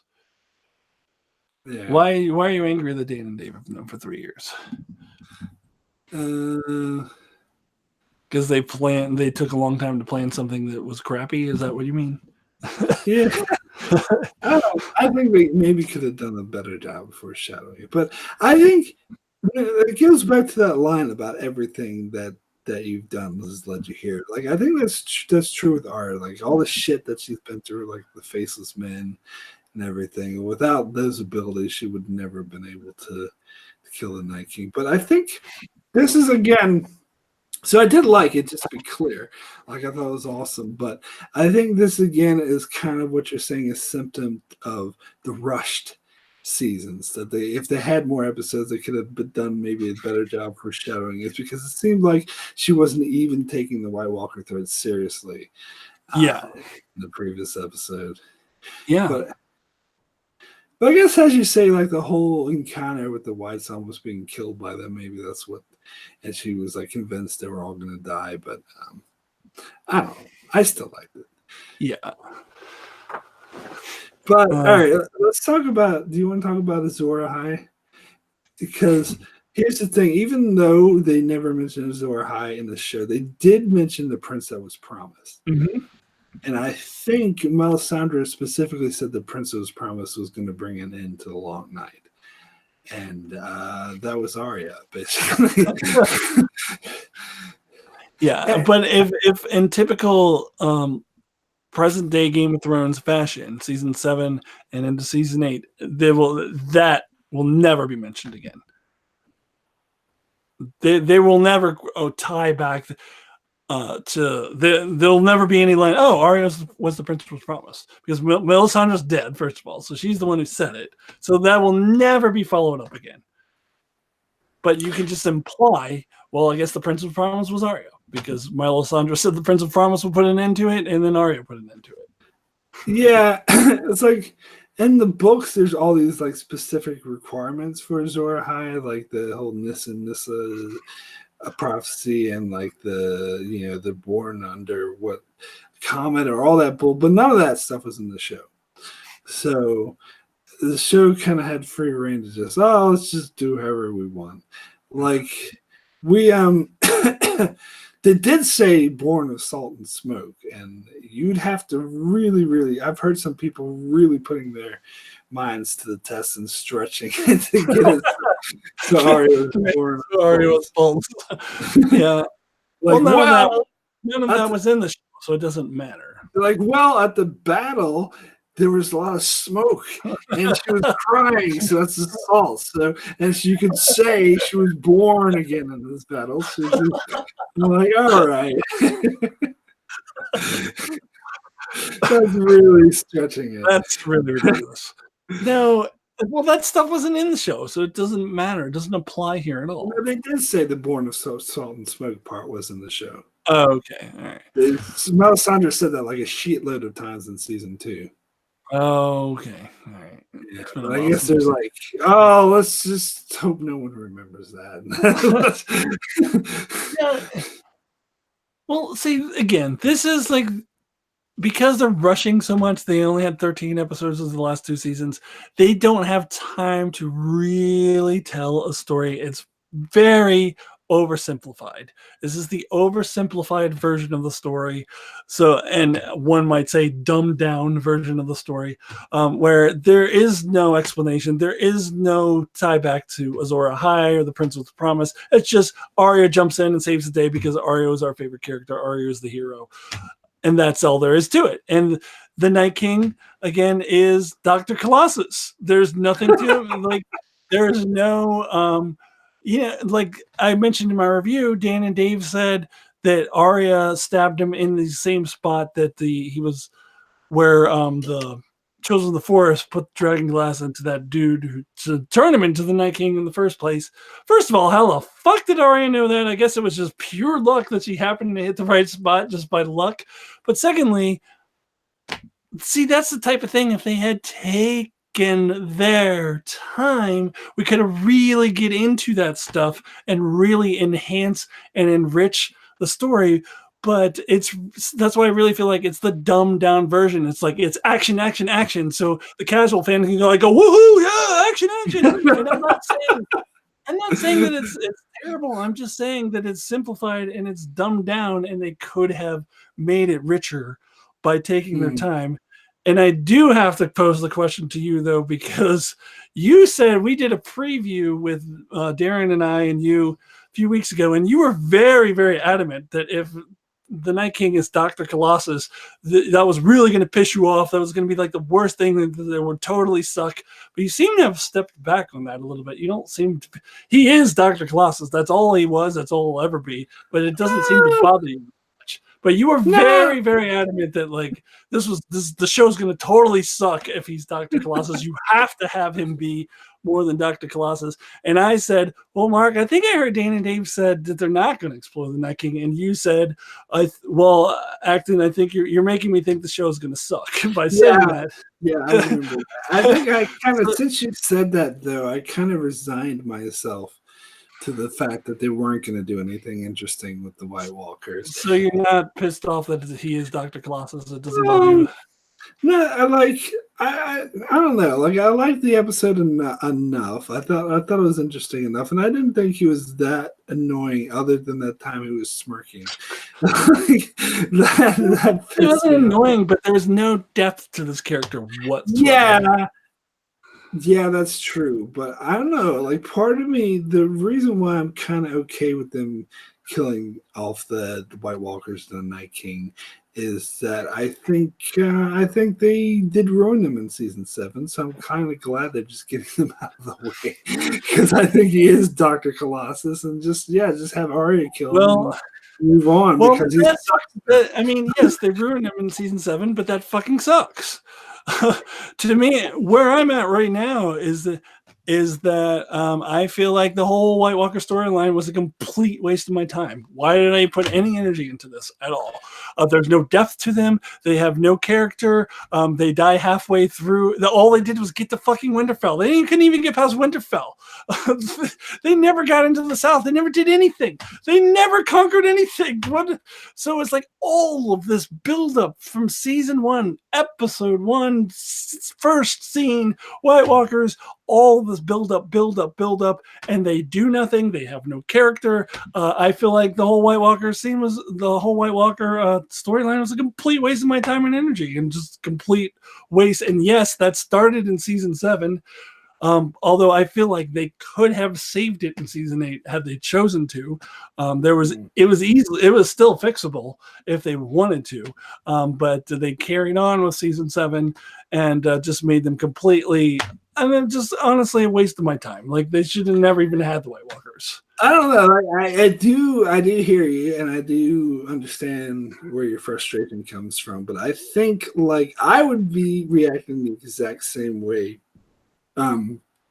Like, if we go back in time, we get like season 5, or while I was watching the show while season 5 or season 6 was there, and I would be just as angry that this is how they ended. But I've become callous after season 7, and I don't care. I just resigned myself that they weren't going to do anything interesting, and that they already ruined these characters for me. And I don't know if there's any way they could have saved it. And so if they can't save it, then yeah, just kill them off and get rid of them.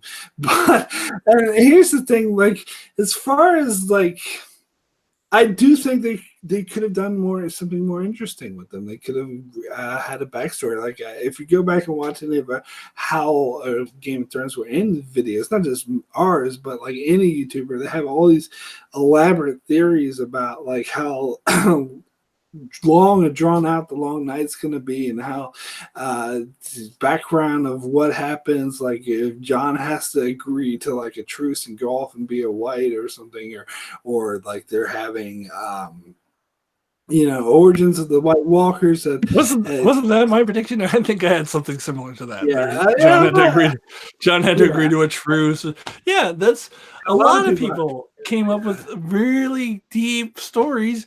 And that's why this sucks, because they couldn't go. Yeah, because us YouTubers came up with better stories than what the fucking writers came up with. I'm sorry. And I'm not just saying me. I'm just saying like all the fans came up. The fan fiction was better. Yeah, and that's the thing. I definitely agree. And then all of that, these great complex theories, and it turns out, there's just a battle on Arya starves and they're done with it. We never really get any backstory about them. So that does suck. I definitely agree with that. But I don't know. This is season 8 being season 8.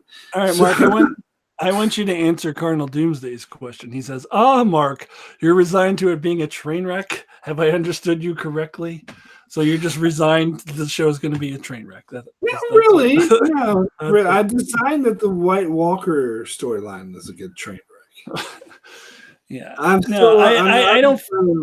I'm not going to resign myself to that. I don't forgive them for that. I think that's bullshit. I think they already ruined it in season 7. I don't think there's I think they could have redeemed it somewhat. I think if they had the White Walker battle go to the end, if they had them face Cersei, if they gave us a little bit they could have stuck in a little bit from Bran about the backstory. They could have redeemed. They couldn't have maybe totally saved it, but they could have redeemed it somewhat. But they just chose not to.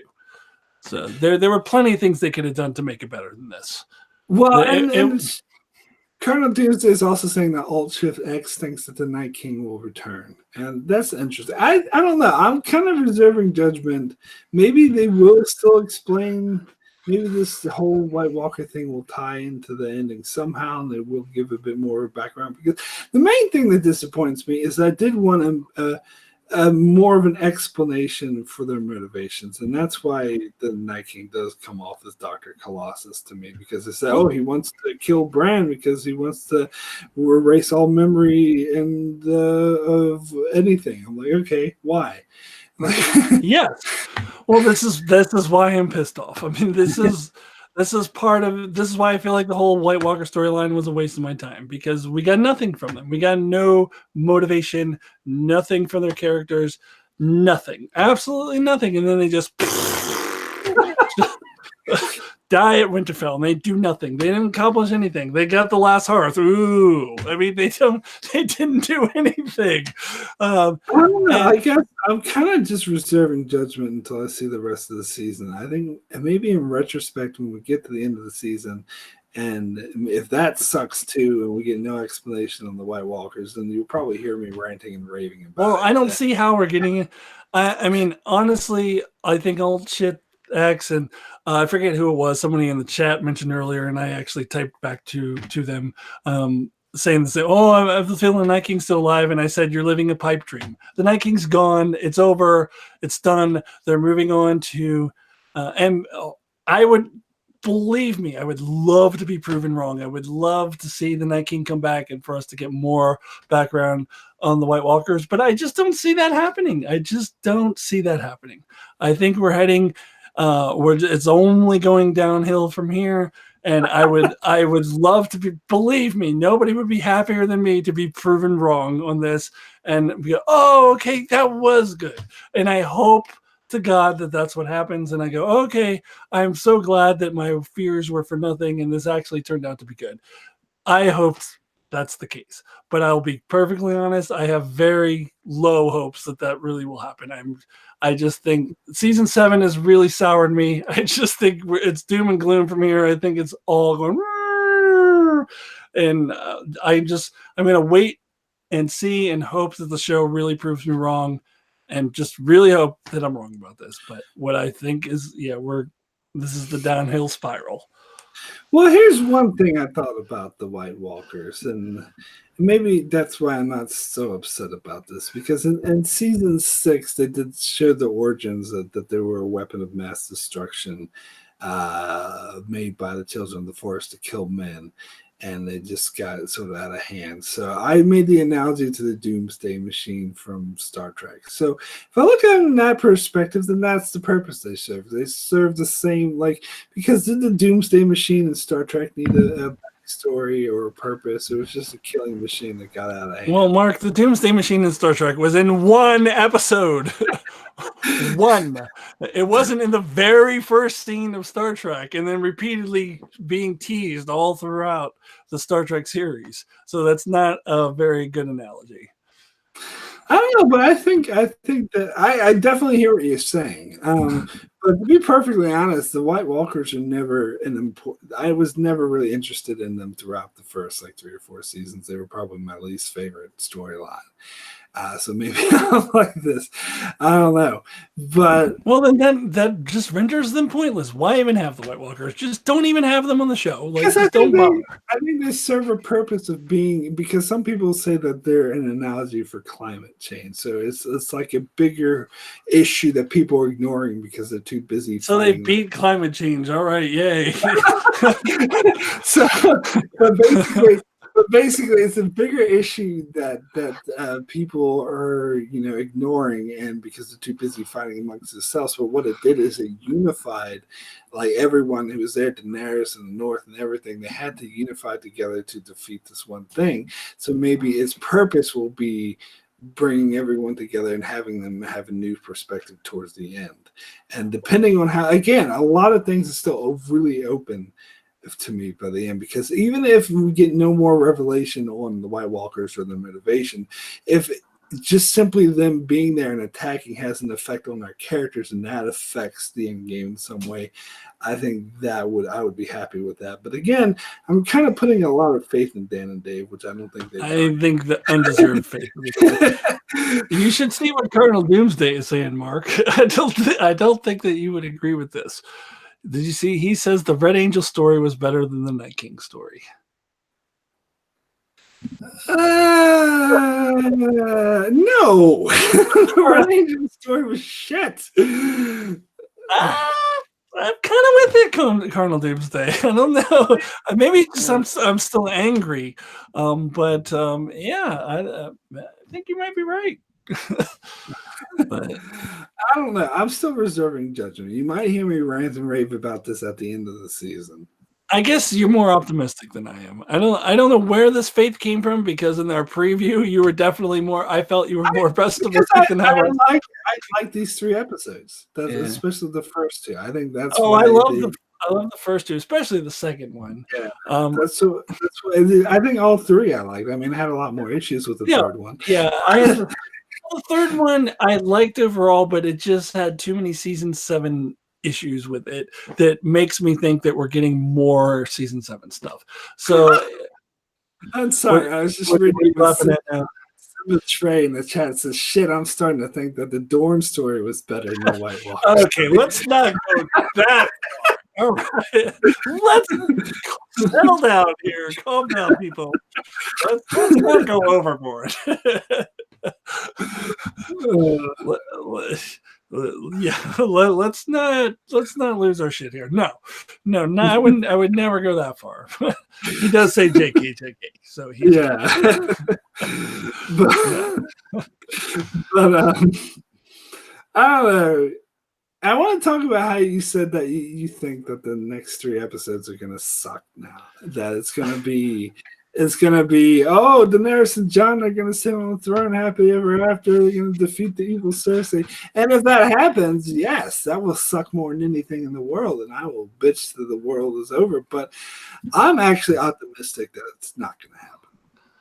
Because, and maybe maybe my faith is misplaced. I'm going to be massively. I think your faith is misplaced. But I've seen a lot of interviews with people talking about how there's going to be a lot of people crying. There's going to be a lot of major deaths. One in particular, after this episode aired, someone said that the next 3 episodes are going to be even darker. That it only gets darker from here.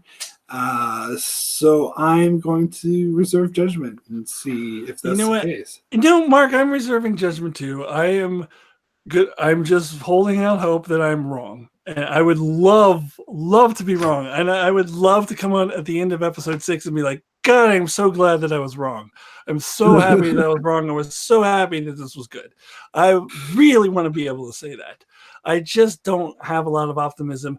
They really destroyed all of my optimism at the end of season 7. And I saw too much, even though I overall liked this episode, there were too many season 7 elements in it that makes me worried that we're going down. And I really hope to God that I'm wrong. I hope you're right.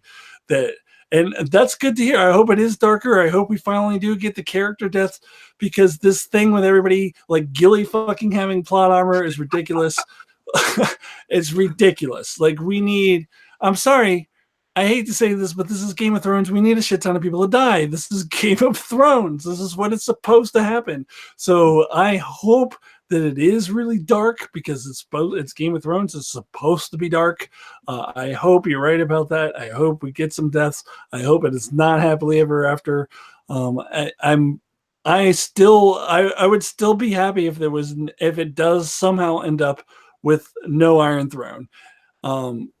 Even though it's not the way that I originally imagined there being no Iron Throne, I thought it would have to do with the White Walkers. I would still be happy. I mean, I'm still going to overall say that the quality has decreased from earlier seasons. I think that ship has sailed.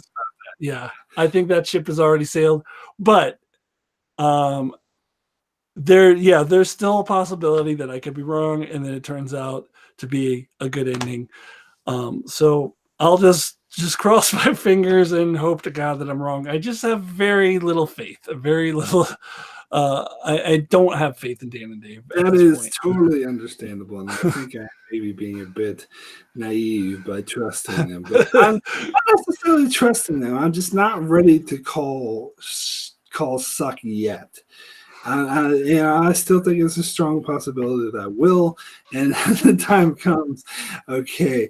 But I'm still in wait and see mood. And Colonel Doomsday, like in the chat earlier, I talked about how people attached to the show said that everyone's going to be crying at the end, and Colonel Doomsday says I'm going to be crying with rage.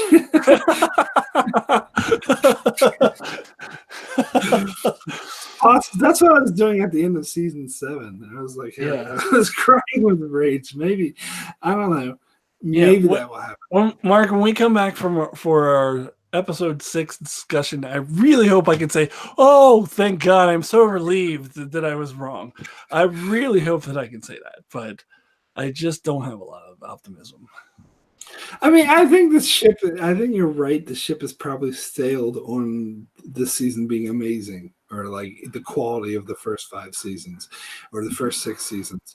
But I think it could be decent. I think it could be good. I think we could get to the end and be like, all right, that was all right. Yeah, well, but, I sure hope so. But yeah, I'm not sure. I thought there was something else I wanted to say about predictions. I already gave my prediction about Danny. Didn't buy that. Simba says, "Damn it, Acton, you better be wrong. This is my favorite show." Believe me, Simba, nobody wants me to be wrong more than me. So I hope I'm wrong too. Yeah, and I do think like the books are going to be so incredibly different. But if he ever finishes them, they are going to be very, very, very different. I mean, they're all. When I went back and rewatched my review for A Dance with Dragons, because it's been a while since I read it, and I just went back and watched the review that I did on it, and it just struck me how very, very different the story already is at that point.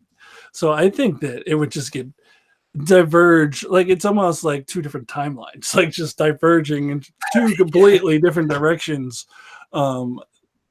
because it's already very different. Yeah. And do you remember like a couple years ago when the revelation came out that George R. R. Martin said that he was what that there was a major plot twist that he had come up with for a character that had already been killed off in the shows. And I think no. I think I even made a video about it, speculating about it. Oh, right. Yeah, that it was a couple of years ago that he announced that, oh, I just came up with this really great plot twist for this character that's dead on the show already. But that just goes to show that the books are really going off in a different direction. And just already at a Dance with Dragons, if you compare that to season, I guess 4, 5, and 6, maybe was Dance with Dragons. It's very, very different already. So I think the books are going to be extremely different if he ever writes them. Carl Doomsday says, what about Melisandre? Because we didn't talk about her ending, which I don't really have anything to say about. I don't have an opinion on it. It was cool. Yeah. She goes off and she dies. She has nothing more to do. That's fine. Yeah, I mean, that's fine. I still agree with you that what you said in the beginning, that her whole arrival was very contrived. It was very I'm here because the plot demands it. So the plot doesn't need me anymore, so I'll just go turn into an old lady and die in the snow. Whatever. Well, I thought that was a fitting for her. She can rest now because that was her main. She accomplished her goal. Sure. Fine. Well, here's the question I'm a bit upset that was never answered, and hopefully they will touch on this, but probably not. Why now? Why did the White Walkers awake after 1,000 years, or however long it's been?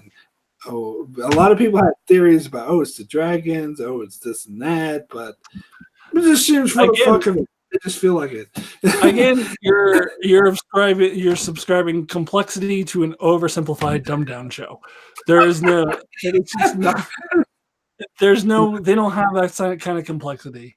Yeah. I used to think they did, but they do not anymore. Like they used to. Yeah, they used to. There's no reason.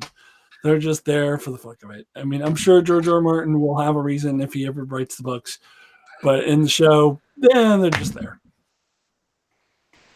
Yeah, I don't know. I guess the more cynical part of me enjoyed this episode because I already knew that they were going to fucking ruin the White Walkers storyline. What's that? I thought you were reading somebody from the chat. That's you saying that? Yeah, that's me saying that. Okay. Yeah. Was Julian Melisandre couldn't wait a day or two to make sure she's not still leaving. Oh, wait, we really wish we had Melisandre here. Too bad she just went off and killed herself.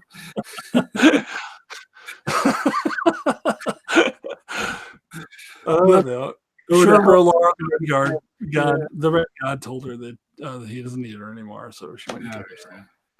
But you saw Davos was like, he was getting ready to kill her. He's like got his sword ready, and it's like, but she just goes off and kills herself. Yeah. All right. We've been going for over 2 hours, so I think we can end this discussion here, unless there's any other thing you need to talk about. No, I think we've covered everything. Cool. So thank you everyone for checking us out. Everyone in the chat, everyone's watching this in the archives. We will, of course, be back next week. Oh, and I gotta say that I actually am going to release a proper review of this episode tomorrow, because I didn't do one because I didn't have my computer this weekend. So I just did this, silly live stream by myself, which wasn't very good. So I already recorded a proper review for this episode that I'm going to release tomorrow. So check that out. Anyway, advocate if you wanted to let people know what you're up to, where they can find you. Yeah, check me out over on Akton Tamko's channel. I'm reviewing Game of Thrones every week, so I got the last 3 episodes upcoming. Other than that, you should check out my Star Trek material if you haven't already. Covering the original series right now. Every single episode. I've done the first 2 seasons. Got season 3 of the original series to come. I did reviews for Star Trek Discovery, which you should check out as well. So yeah, check out my channel and join me next week. It'll be on my channel. Mark and I will be back again to discuss episode 4.